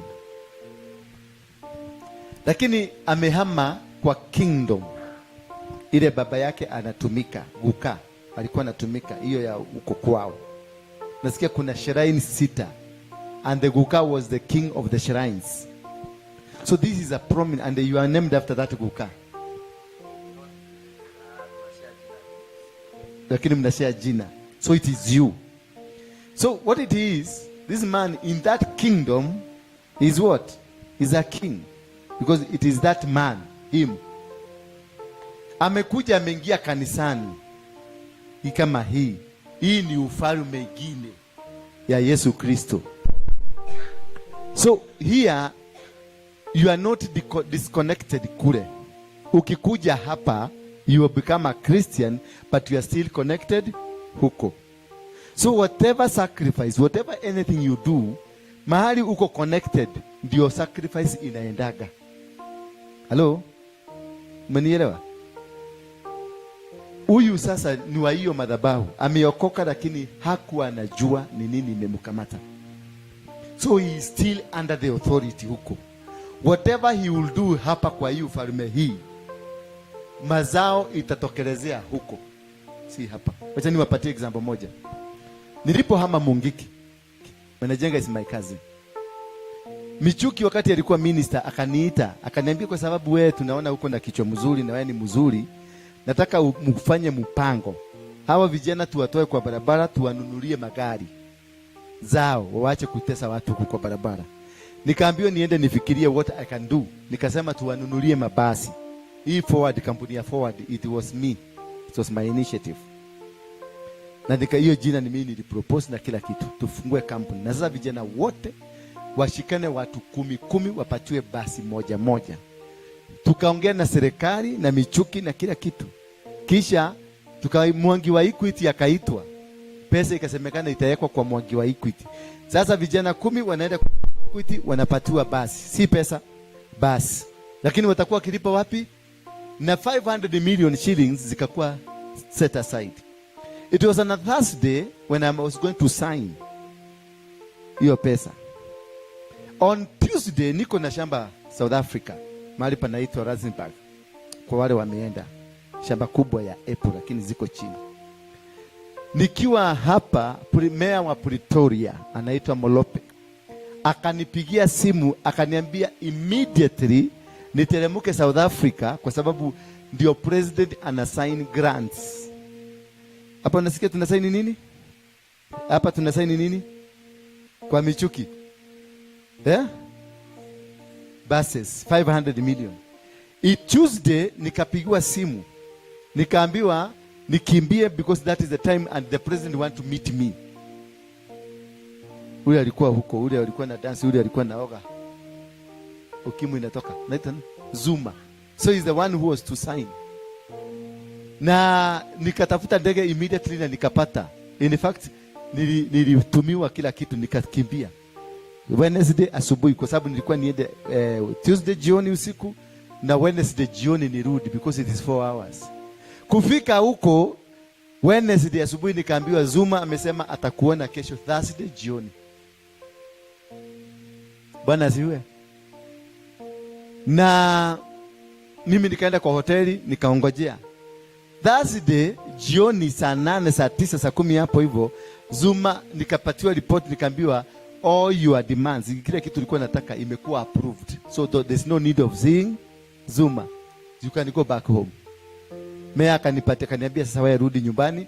Your land has been approved. The grant of the government has been approved. Kila kitu imekuwa approved. Kurudi pandi hii nikasikia Michuki nao Thursday. Wakanitafuta kwa simu zangu zote sipatikani. Bwana asifiwe sana. Unajua pale KICC kuna hoteli kwa hapo inaitwa Tintin. Ngapi unajua Tintin?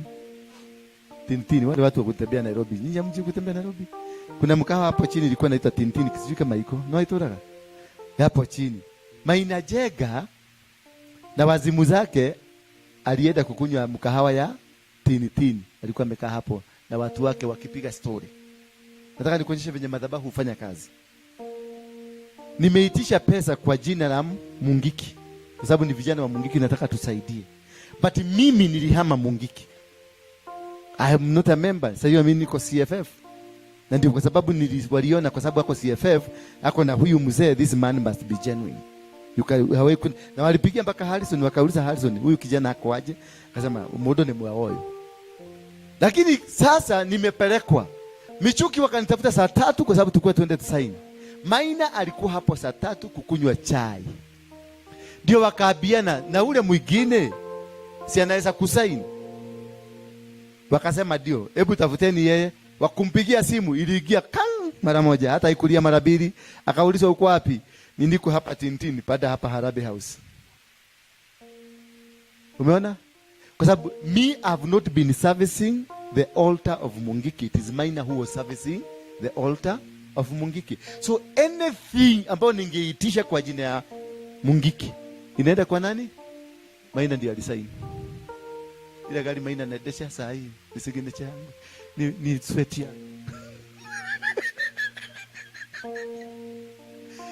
Nikapelekwa niliondolewa na hiyo madhabahu ya Mungiki, nilirusha mpaka South Africa. Kufika South Africa ikasainiwa na sikuona president. Kurudi nikakuta huko kumesainiwa. Hivyo ndivyo watu wanapotesaka maneno. Sasa huyu ni Mkristo na amesimama mpaka kiti na pesa. Unaona inafika mahali pa kutolea sadaka ndio mauksionia wanakujaga. Kwa sababu mahali wale wasee walikuwa natoa sadaka. Kwa sababu kuna kiwango ya pesa ile ilikuwa inatolewa. Sasa ikifika siku hiyo ya kutoa sadaka, mzee anaambiwa unaitwa nani? Ngale ni nani? Ni mwenye sheraini. Leta tamari. Umeona? So where they used to sacrifice, ndio unaonanga kwenu kuna mwezi wa 8 kuna accident ama kuna kifo. Kwa sababu hapo ni homadhi chagira buri ya igongona. Yuko wate chawa buri. Na ikikataa kuitoka mtu anakufa. Si mumeelewa hapo?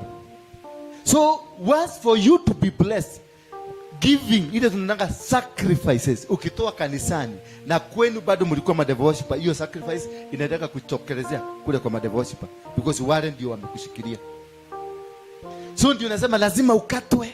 Ukiokoka fuatilia kabisa, ukatwe ndio upatue channel yako ya baraka.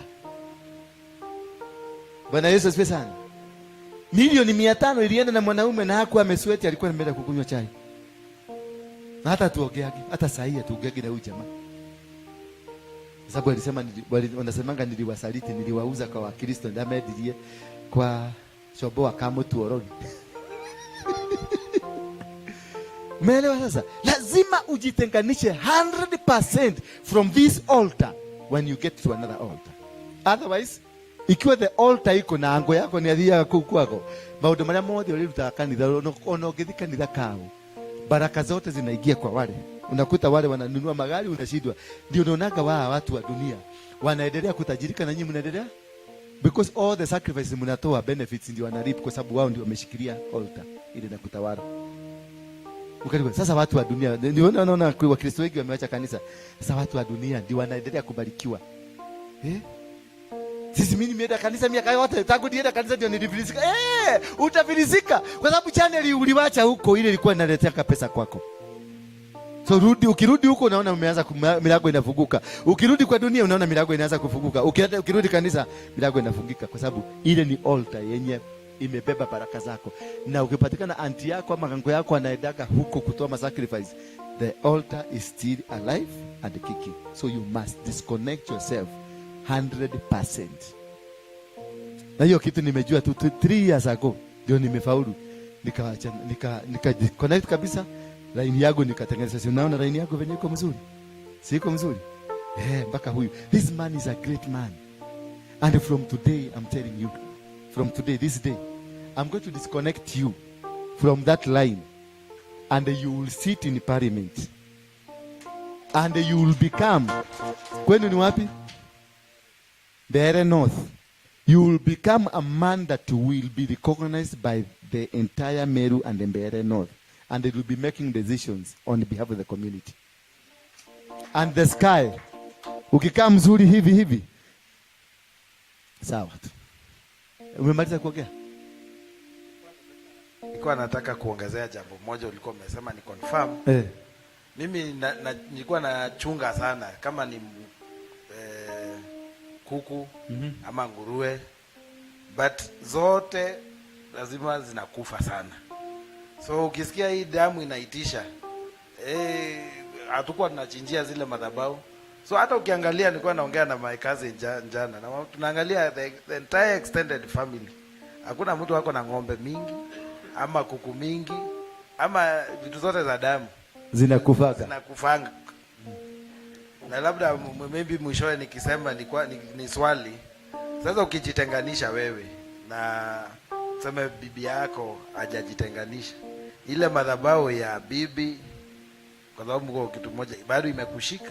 Ama nikijitenganisha mimi sasa wewe ndio high priest, mwanaume ndio high priest ndani ya nyumba, sasa you will command the rest. Thank you. Ni wewe kuja haraka sasa tu wa mwisho, si ndio? Ndio tuombe tuende, naona watu wamechoka. Bwana asifiwe. Bwana asifiwe tena. Naitwa Lois Mary Wanjiro Nderitu. Nashukuru Mungu kwa wokovu. Hapa nimekuja sasa, hii ni mara ya 3. Nilikuja last Sunday, lakini first Sunday vile nilikuja, kuna swali niliuliza watu. Unaweza kuwa uliokoka na kuna watu wanakudhihakingi, kwani wewe Mungu wako ako wapi? Sasa kwetu kuko hivi, nikiangalia kulingana na mafunzo, sikuwa naenda kanisa. Mimi nimekuwa tu nikiangalia mapasta kwa online. So wakati niliamua mimi sitaenda kanisa, niliambia Mungu nataka mahali tutakuwa tunaona vitu zinafanywa live. So mimi sikujua apostle kwanza, kuna ule anaonyeshanga live, huyo ndio nilijua na nikasema nitamfuata. Lakini sasa mali huko ni mbali, maybe uwezi fika juu hauna hiyo uwezo. So mimi wakati tulikuwa tunaendelea tu na YouTube, ndio nikapata apostle kwa Vincent.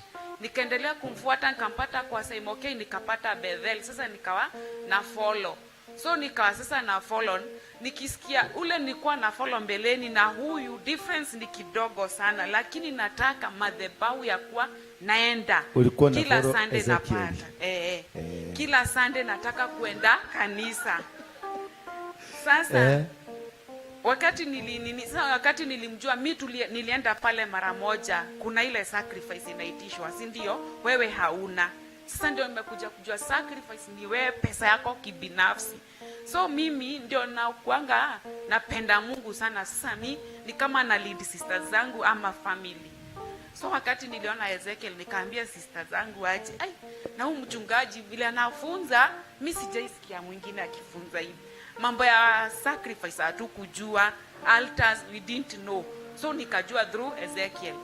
So wakati niliwaambia, kuna ule dadangu alisema mimi nitatoa sacrifice. Hatukujua sacrifice waitolewi tu hivyo, unless ufuate mchungaji ndio ujue. Sasa na mimi kasema na mimi nitajitolea kuenda.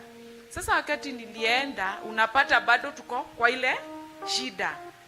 Sasa wakati sasa nilianza kujua altars, nikajua kama shosho yangu aliolewa akiwa bibi wa 3. Mamangu na yeye aliolewa akiwa bibi wa 2 na aliolewa na wasichana 3 ikiwa mimi ndio wa 3.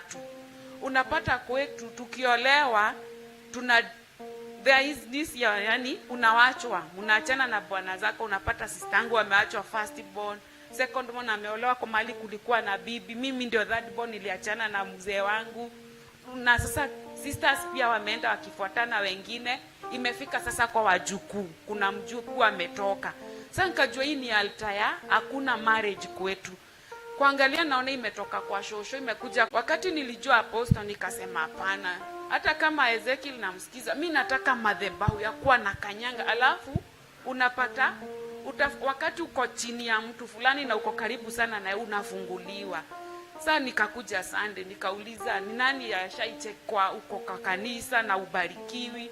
Unaelewa dada zako wanya hawaendi kanisa, wao hata ndio wanakuandika. Kama sasa mimi nakaa kwa dada yangu mdogo, naendi kanisa na haendangi kanisa.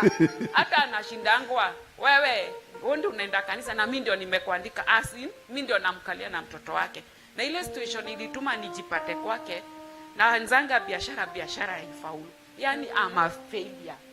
Na kwao madada zao wangu wote nimewalelea watoto. Na mimi ndio naenda kanisa. Unashindwa kwa nini? Wewe ndio mtumwa wako wenyu. Na wewe ndio umeokoka, wewe ndio unaonyesha wengine njia ya wokovu. Hata wanajidwa unamwambia Yesu gani? Hata wanasemanga, sasa hata iko wapi manufaa ya kwenda kanisa? Hakuna. Sasa Sunday nikaambia Beatrice nataka tuongee, siwezi pata apostle virahisi, maybe ako busy, nataka kuongea naye. Nikampigia simu, nikamuelezea. Kamwambia apostle alisema anataka watu atafunga nao siku 7. Sasa nikiwa pale kwa dada yangu siwezi, sababu ni mimi nakaa mtoto, si mtoto amenifunga. Kamwambia Beatrice, kuna hizi kazi ya posto anatangaza. Mimi nataka mali nitaanzia. Hata kama nitatoka pale kwa ule dada niende kwa dada yangu mwingine miezi 2 tu nijikombolee nyumba yangu niwe na freedom. Nataka kuwa sasa kama kesha siwezi enda. Muranga watu wanaenda siwezi enda. Na mtoto wangu ni mkubwa, kijana ni mkubwa. Of which shida ndio ilituma nijipate kwa dada yangu. Kijana anafanya form 4. Sina pesa, haezi fanya mtihani kama ana pesa, hajalipa school fees yote. Si ule dada yangu ndio nitalilia. Ananiambia unafanyanga business haifaulu. Si ukuje unikalie na mtoto ache kula hii shida ndio nikukopesha hii pesa kijana afanye mtihani niwe na kukata. Hivyo ndio nilijipata kwake. Nilikuulize. Ushaikomboa nyumba yako? Nishaikomboa. Ulikuwa nyumba yako ulikuwa naishi nyumba ya pesa ngapi? Single room. Pesa ngapi? Ile nyumba hata niliishi peke yangu wakati nilitoka kwa Bwana. Niliishi sasa na mama mwenye ploti akaniambia niko na ploti nyingine nataka caretaker. Sasa hiyo ndio nilikuwa naishi. Nikaenda Saudi Arabia. Kwenda yani unaona njia zako zimefungwa kabisa. Saudi Arabia nikaenda. Kwa hivyo hapa ulikuwa naishi kama caretaker. Hujairi jilipia nyumba. Hata Saudi Arabia ulikuwa naishi unaekaa kwa mtu. Wakati sasa ni kwa siku kwa hiyo ni kazi za nyumba. Kwa hivyo unakaa kwa mtu. Kurudi na huko unakaa kwa sister zako. Huku nakaa kwa sina home. Nataka tulipie huyu mama nyumba. Tumukomboe. Kama huko na nia yako 2, 3, 5, 1,000 wekelea hapa tumulipie nyumba. Amen. Kama ni uko na 100, 50, whatever money you have, na si sadaka wekelea. Tumukombolee nyumba. Mnajua ile nyumba wewe unaishi ni ya 2,000, ni ya 3,000, ni ya 4,000. You have to set, lazima tukukomboe leo. Amen. Kwa hiyo utumwa. Na kama mtu wako na kazi unaweza kumwajiri, unaweza kumpatia mchukue tu. Unaona anakaa na sister zake kama mtumwa. Ile kazi yake ameishi amekuwa ni mtumwa. Wewe mtatutazama kule US, unatutazama Germany, UK, wherever you are, kutoka Saudi Arabia. We need to set this. Na venye tunamset free, that is how you are being set free also. Amen.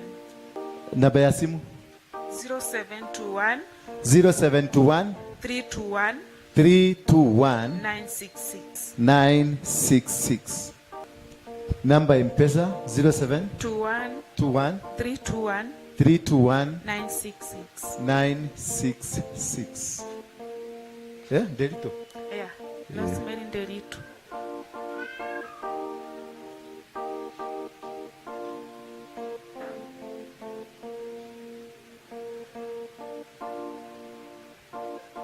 Ngapi? That 100. Weka hapa. Zipange vizuri. Kali huyu. Zipagike. Weka 1,000 vizuri. Hivyo chukupanga hiyo na hiyo na hiyo nyingine. Na hiyo nyingine. Sasa chukua 200. Hiyo ni ngapi? Hiyo ni 800. Chukua 200 hapo. Weka hapo, funga na 200. Chukua noti ya 200 ufuke nayo. Hivyo funga. Weka hapa. Hesabu hii tena.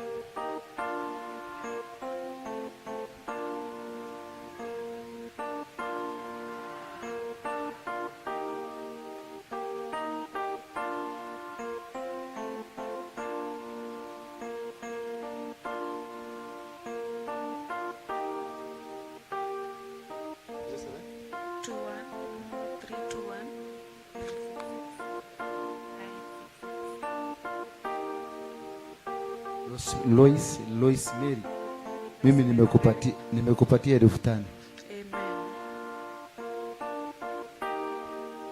Sasa wakikuona kwa huko watakwambia leta pesa.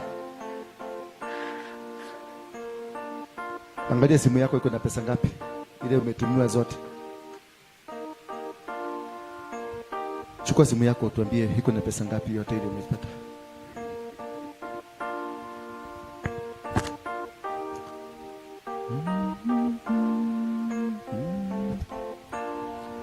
Simeona penye Mungu anafanya kazi? That is the God we are looking for. Wachana na God wa miracle. Ni God wa kufundishwa. Amenena, ameongea, amefunguka. Wale watu wameongea, wamefunguka. Bwana Yesu asifiwe sana. You don't need my touch. You don't mean. Udokoke kolenie. You are free. Mami dokoke kolenie. Imefunguka hiyo uchawi yote imeisha. Mwende mtafute sacrifice mwekelee kwa madhabahu. Is the end of the game. Ngapi? Haijaingia? Simu iko na shida. Mpaka simu hata ya pesa ikubali. Ilikuwa na line mbili, hata sasa naona ina nini, line moja na shida. Nilitoa inazima simu iko na shida pia. Mpaka simu iko na shida. Siende ununue katulutulu. Kama haka.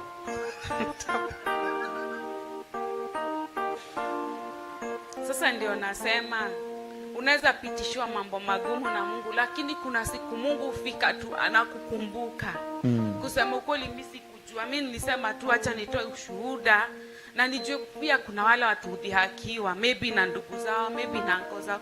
Lakini one time God will remember you. Jana tukawa tunashare na my niece. Nikawaambia, unaona ukiacha njia zako mbaya na yale mambo yote ulikuwa unafanya, siku moja Mungu kuja kukumbuka. Mungu nakumbuka mimi kuna wakati nilikuwa na mashida, mimi hata ningepata bwana yako napita na yeye, sitaki kujua, kwa klabu naenda, lakini nasikia bado siko mahali panafaa. Ikafika mahali mimi mwenyewe tu ndio nilijiita kama mkutano, kasema hii mambo nafanya hainisaidii, si niwache tu. Kusema ukweli, wakati hata sikuhubiriwa na mtu, hata sikuwa nimejua hata Ezekiel, mimi mwenyewe tu ndio nilikaa chini nikasema wanaume nimeachana nao na sitasema mwanaume atanisaidia. Afadhali sasa hata kuwa hii mtumwa kuliko kusaidiwa na mwanaume na unalipa na mwili yako. Nikasema mimi mambo ya wanaume na sasa nimekaa miaka 2 na bila kufikiria mwanaume. Bila nini? Bila mwanaume. Mungu ni mwaminifu. Ukiamua kitu na roho yako, Mungu wa mwaminifu. Wale wanachua kuchovya. Wakiona mtu anaonanga toro the handsome. Ati apostle ni mtoro na ni mhadisamu. Wewe sikiliza hii story hapa. Kasa boroti. Sema kasa boroti. Kasa boroti. Umeona? Kukasa boroti. Acha niwaambie ukweli mimi. Wewe wangapi wametuma kwa simu? Umetuma ngapi? 1000? 1500? 2000? 200, 2200. Nani mwingine? Charity umetuma? Umetuma ngapi? 300, 2500. Na wewe? 100, 2000, 600 plus 5000 plus 5000, 7000, 600, 100, 7000. Wewe umepata ngapi hapa? Mwenye hesabu hii. 3100 ongeza. 3150.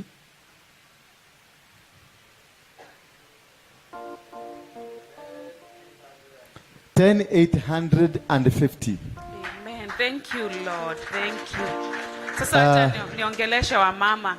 Kuna wale mama usema lazima mwanaume akusaidie ati ndio uweze kuishi. Waachana na mwanaume, tumainia Mungu. Na siku yangu sasa kama imefika, hata yako itafika. Mshukuru Mungu kwa kila hali unapitia. It is a testimony. Beatrice tuliongea na aliniambia, unaweza kuwa unapitishwa hiyo yote ikiwa testimony yako na kufunguliwa kwako, na tutazidi kukuombea. Juu hata mimi ni wala watu unaomba lakini hakuna majibu. Kasikia apostle akisema kama unaombanga na hakuna majibu, wacha kuomba, seek. Ndio nikasema nakuja sasa kuwa nasikiza. Hata leo vile nimekuja, ni bahati kuwa tumeambiwa tukuje mtoto ashonae uniform. Niko na katoto nimekaacha kwa sistangu. Anaishi Roysambu, mwenye naishi kwake kuna mwingine Dandora. Kaniambia nenda Dandora mshonae uniform. Kajua nimepata nafasi ya kukuja mafunzo. Juu singekuja kama ningekuwa Roysambu. Nikasema na sasa nimepata chance, wacha niende nikapate hiyo mafunzo. Ndio nikaambia watu, nikaambia hata nisi yangu, hizo mambo mnafanya wanaume kando, hizo tabia zako mbaya unafanya, hebu acha na uone Mungu. Na si Mungu wangu amekuja. Na wewe unatoa testimony na unajenga wengine. Haijalishi wataongea nini. Siwezi sema ati yule dadangu ajanisaidia, ndio amekuwa akinisaidia. Na hata wakaona mi nawashukuru na nawaombeanga Mungu afungulie njia, lakini naweza taka wokovu kwa familia yetu. Ndugu yangu ni ule mlevi, akipata pesa, hata akipata 20,000, kesho ukimwambia nipe 100 hana. Lakini wanashinda. Nawaambia si twende kanisa, atakuuliza naenda kanisa kufanya nini? We mwenyewe una shida. Mimi utanipeleka nisaidike aje? Unaona? Sana ujua Mungu anatumianga mtu mmoja kuleta wokovu kwa wengi. Najua Mungu mwenye amenikumbuka atakumbuka pia wale tumezaliwa nao. Na Mungu awabariki. Oh yes, mpigieni Yesu makofi. Chukua pesa yako, uende utafute nyumba. Beatrice, umsaidie kutafuta nyumba, uhakikishe ako na nyumba mahali pazuri, na if any need ikihitajika tutamsaidia. Bulangeti, tuliletwa mabulangeti hapa, tutakupatia bulangeti 2.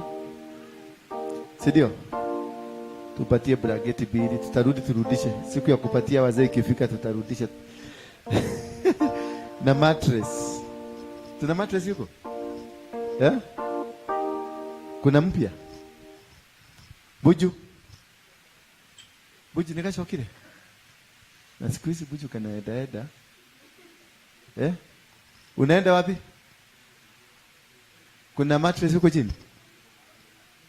Sawa. Tutaangalia. Tutakupatia mattress, blanketi. Hii wewe ukoboe nyumba. Unaweza pata nyumba ya 2,500 ama 3,000. Alafu utakuja tutakuona namna gani tutakusaidia. Simameni tu kwa miguu yetu tuweze kuwashukuru worship team. Nataka tu ujipeleke mbele za Mungu. Kumefunguliwa. Tumefanya nini? We are free. Sema I'm free. Sema I'm free. I am free. Tulianza na mzee kufunguliwa, tumekuja every one of you. Kama kuna kitu ilikuwa imekuzuia, na nimeona tulikuwa tukidili na pepo ya wazazi. Pepo ya nani?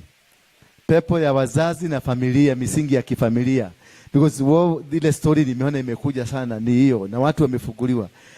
Sio tu tulikuwa na hiyo story kama hiyo. God has blessed you. Lift up your hand tuseme. Sema Bwana Yesu, asante kwa kunileta mahali hapa. Na hata kunifungua. Nitakutumikia. Nitafanya kazi kwako. Na nitafanya mapenzi yako. Nisaidie kunivunjia madhabahu ya mababu. Generational curses, family curses, territorial curses, personal curses. Zote ninaziondoa katika jina la Yesu Kristo.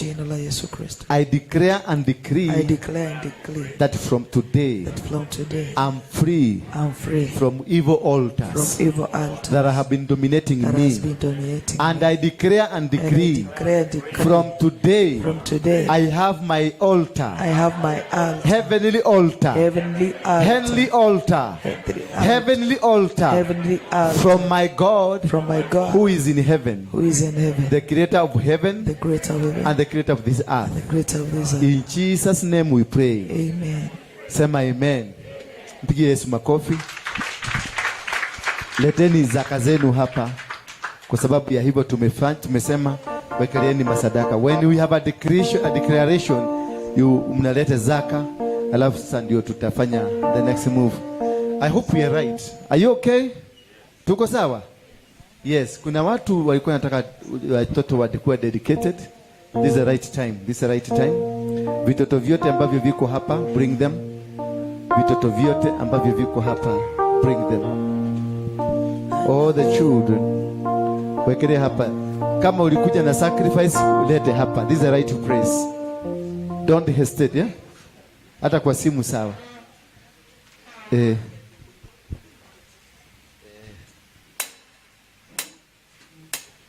Yes sir. Oregon. Hii ni Oregon. Oregon. Simama hapo msalimie. Akuone. Bwana asifiwe. Mimi naitwa Ibrahim. Nilikuwa nimetumwa na my aunt from Oregon.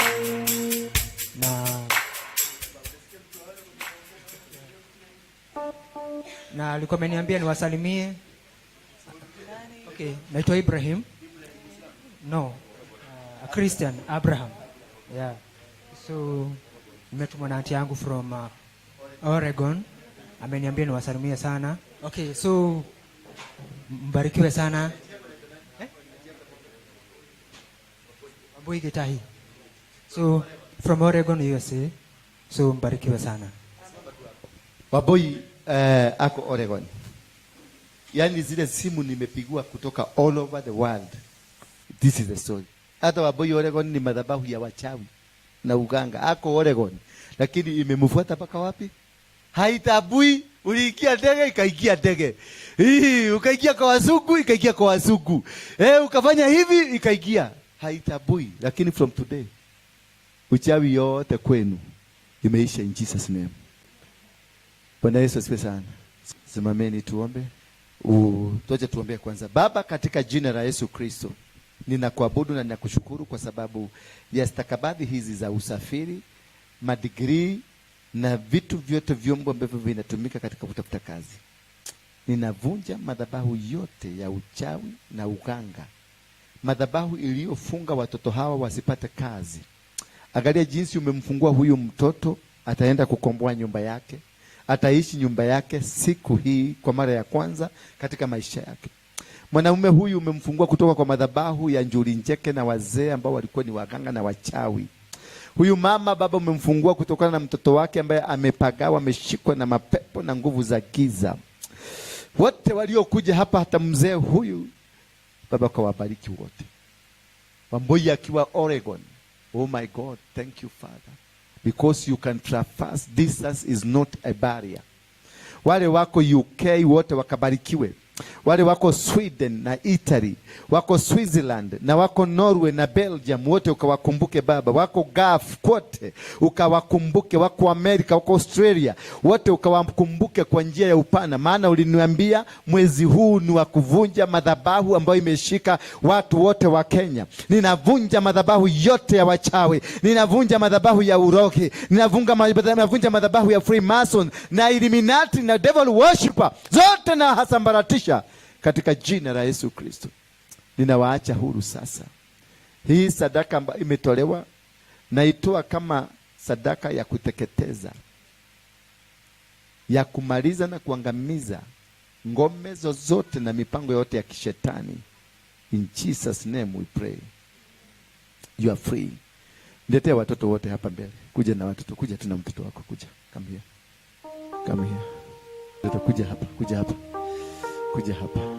Vitangulizwe mbele, vitangulizwe vitoto mbele. Vitoto vitangulizwe, kuja hapa. Vitoto, you are angels. Sema angels. Haya. Akaleta nikashike. Sasa hivi nimeona nimefanya, hii ndio kudedicate wani? Dedicate mtoto. Hivi tu, hakuna maombi mengine. Hivi nimemshika. Amemleta kwenye mikono ya kuhani. Bwana Yesu asifiwe sana. Niletee mtoto wako hapa. Nuli mato. Mulete kwenye madhabahu. Nimtoe kuzimu. Yote hivi. Ninakupokea katika jina la Yesu Kristo.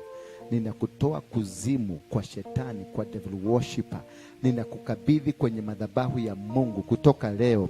Ukafanye kazi ya Mungu na ukaweze kunawili na kupaa katika kila anga na kufanya kazi ya kuvunja madhabahu ya shetani, ya devil worshipper yote na Illuminati na Freemason, na hawatakuweza, hawatakuona tena.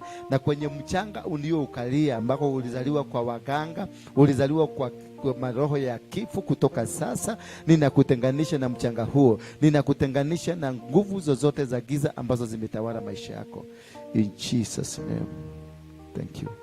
Toka. Wenda, wacha na huyu. Kaa hapo. Baba, katika jina la Yesu Kristo, watoto hawa ni wako. Kama vile Hana alilete Samueli kwenye madhabahu, ndiposa aendelee kutumika katika nyumba yako. Watoto hawa ninawaweka wakfu katika nyumba hii. Ninawaweka wakfu kwenye madhabahu yako.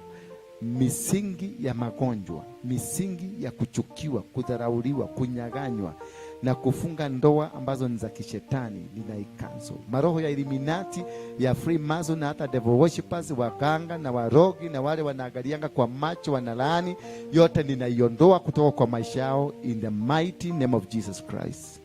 You're free now. Sema amen. Amen. Wewe simama tu, lakini utabaki hapa. Acha na mama yako aende. Wewe wao twalile ku. Wathire wethera baba. Leo ni twagutunya kuma kwa leo. Nimekuchukua. Baba kuja. Najua kuna mzazi, lakini pia na wewe nataka kukutoa kwa Juli cheke. Pata tu hapa. Yes, worship. Nikimwatari. Mama nataka niwacheze kitu. Yes, nataka tuingie kwenye worship. Kwenye hii worship kuna kufunguliwa, tutafunguliwa. Kuna watu umekuja, kuna yule mama wa kansa. Ako wapi? Eva, mulete.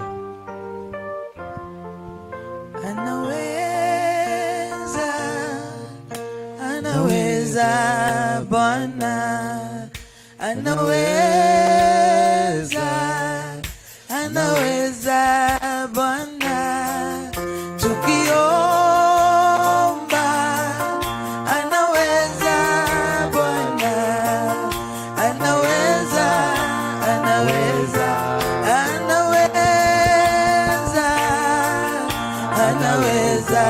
mwambie anaweza.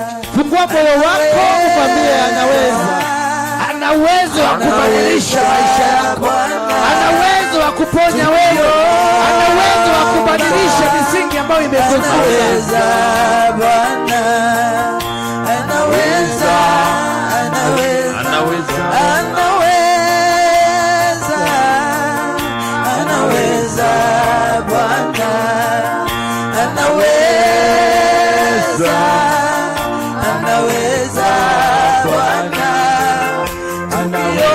tukiomba anaweza Bwana, anaweza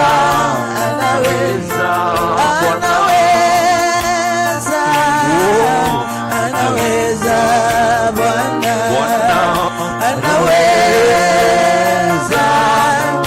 anaweza Bwana, tukiomba anaweza Bwana, anaweza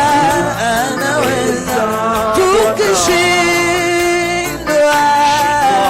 anaweza Bwana, tukishindwa anaweza Bwana, tukiomba anaweza Bwana, anaweza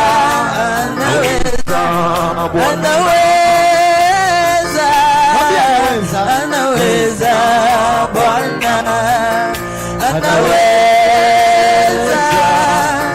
anaweza Bwana, tukiomba anaweza Bwana, anaweza tukilemewa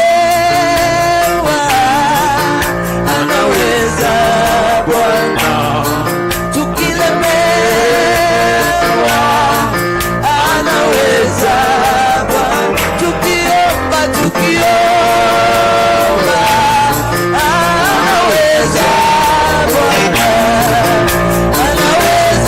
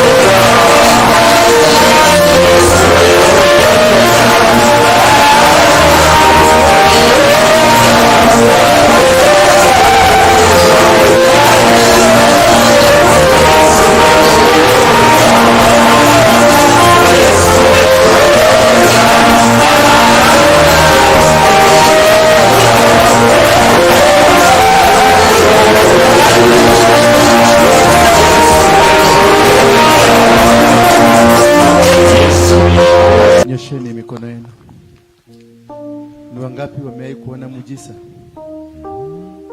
This woman is cancer. Ako na cancer.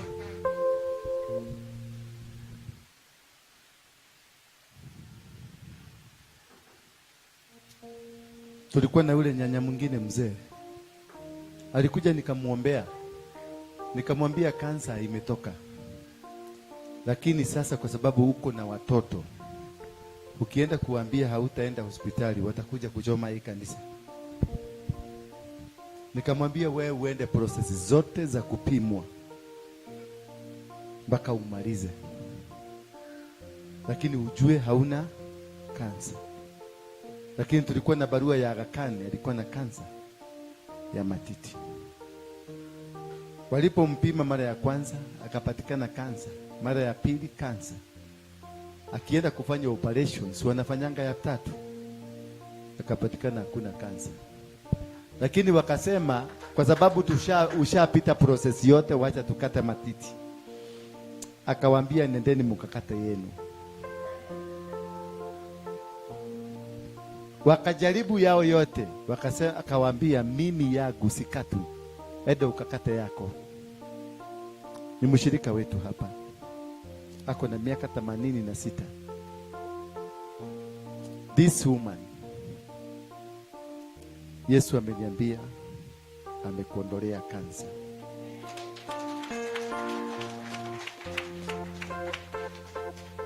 Cancer is gone. Cancer is gone. Lakini kwa sababu ya watoto uendelee na process. Lakini watakupima. Utajua, madaktari watasema hauna kansa. Imeondoka. Imeondoka. Imeondoka. Imeondoka. Imeondoka. Thank you, Jesus. It is good. Lakini ako na watoto wakubwa, wakisikia wanasema ni ile makanisa. Wakisema wewe upimwe, enda pimwa. Lakini hauna kansa. Imeondoka. My brother, madeni yako yote, no auctioneer. The next time you buy, you will become. Whatever that you want, you will become. Kuna mchango nilete? Lete. Hiyo ni hapo kwa hiyo shrine. Weka tufungua tuone. Fungua tuone. Sasa huyu mzee. Tupumuzie huyu mzee, si ndio? Huyu mzee mwenye hii shrine tumwapia aende kwao. Awachane na huyu kijana. Si ndio? Good. Hii ni ya? Hapa ndio alikuwa anatengenezea mvua. Tuitishe mvua leo. Mvua! Hii ndio ya shrine. Na hii ni ya nyumbani. Nini hiyo ingine kwa hapa? Hiyo. Ni mataa mpaka mataa ya gari. Yes. Na hii ni nini? Ulienda wapi? Wewe unakuchaka unaenda, unakuja unaenda, unakuja unaenda. Nike kioni. Nini nakusubua? Wale keshagi. Nike jweli halo kama huko. Shida ni gani? Okay, sawa.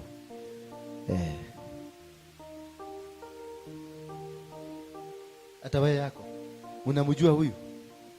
Ule tulivuja vibuyu zake mganga. Huyu alikuwa anakufuga, nakwambia nimekufuga unakaa. Anakuja nakwambia nimekufugua. Fuga huyu mama.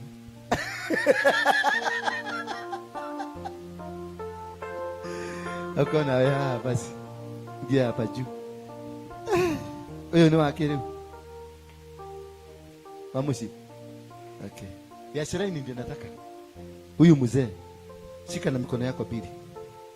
Hii ya shrine, ile ya shrine. Hii ndio ya mvua. Ya shrine. Shika na mikono yako mbili. Uko na sacrifice? Ulilete? Sawa. Unaitwa nani? Na huyu mzee Nyaga Ngari. Okay. Steven Nyaga, ulitoa madhabahu yako kwa huu mchanga. You did all your sacrifices. Ulichinja mambuzi na mang'ombe, na kupitia kwa hapa uliua watu. Kupitia kwa hapa mali za watu zilipokonyoka. Na hii imekuja mpaka kwa mtoto wako. And from today ninakunyamazisha kwa damu ya Yesu Kristo. Ninanyamazisha misingi yako. Ninanyamazisha mafundisho yako. Ninanyamazisha nguvu na nguzo zako. Ninanyamazisha damu yako. Ninanyamazisha vinyago vyako. Katika jina la Yesu Kristo ninakutenganisha. Steven Ngari, I separate and consecrate you away from this man. Yes. His spirit will never come to torment you. You and your na watu wote wa kijiji, the entire district, the entire county and the entire region. I render you powerless. Na urudi kuzimu kule ulienda. Jesus. The lady is what? Come.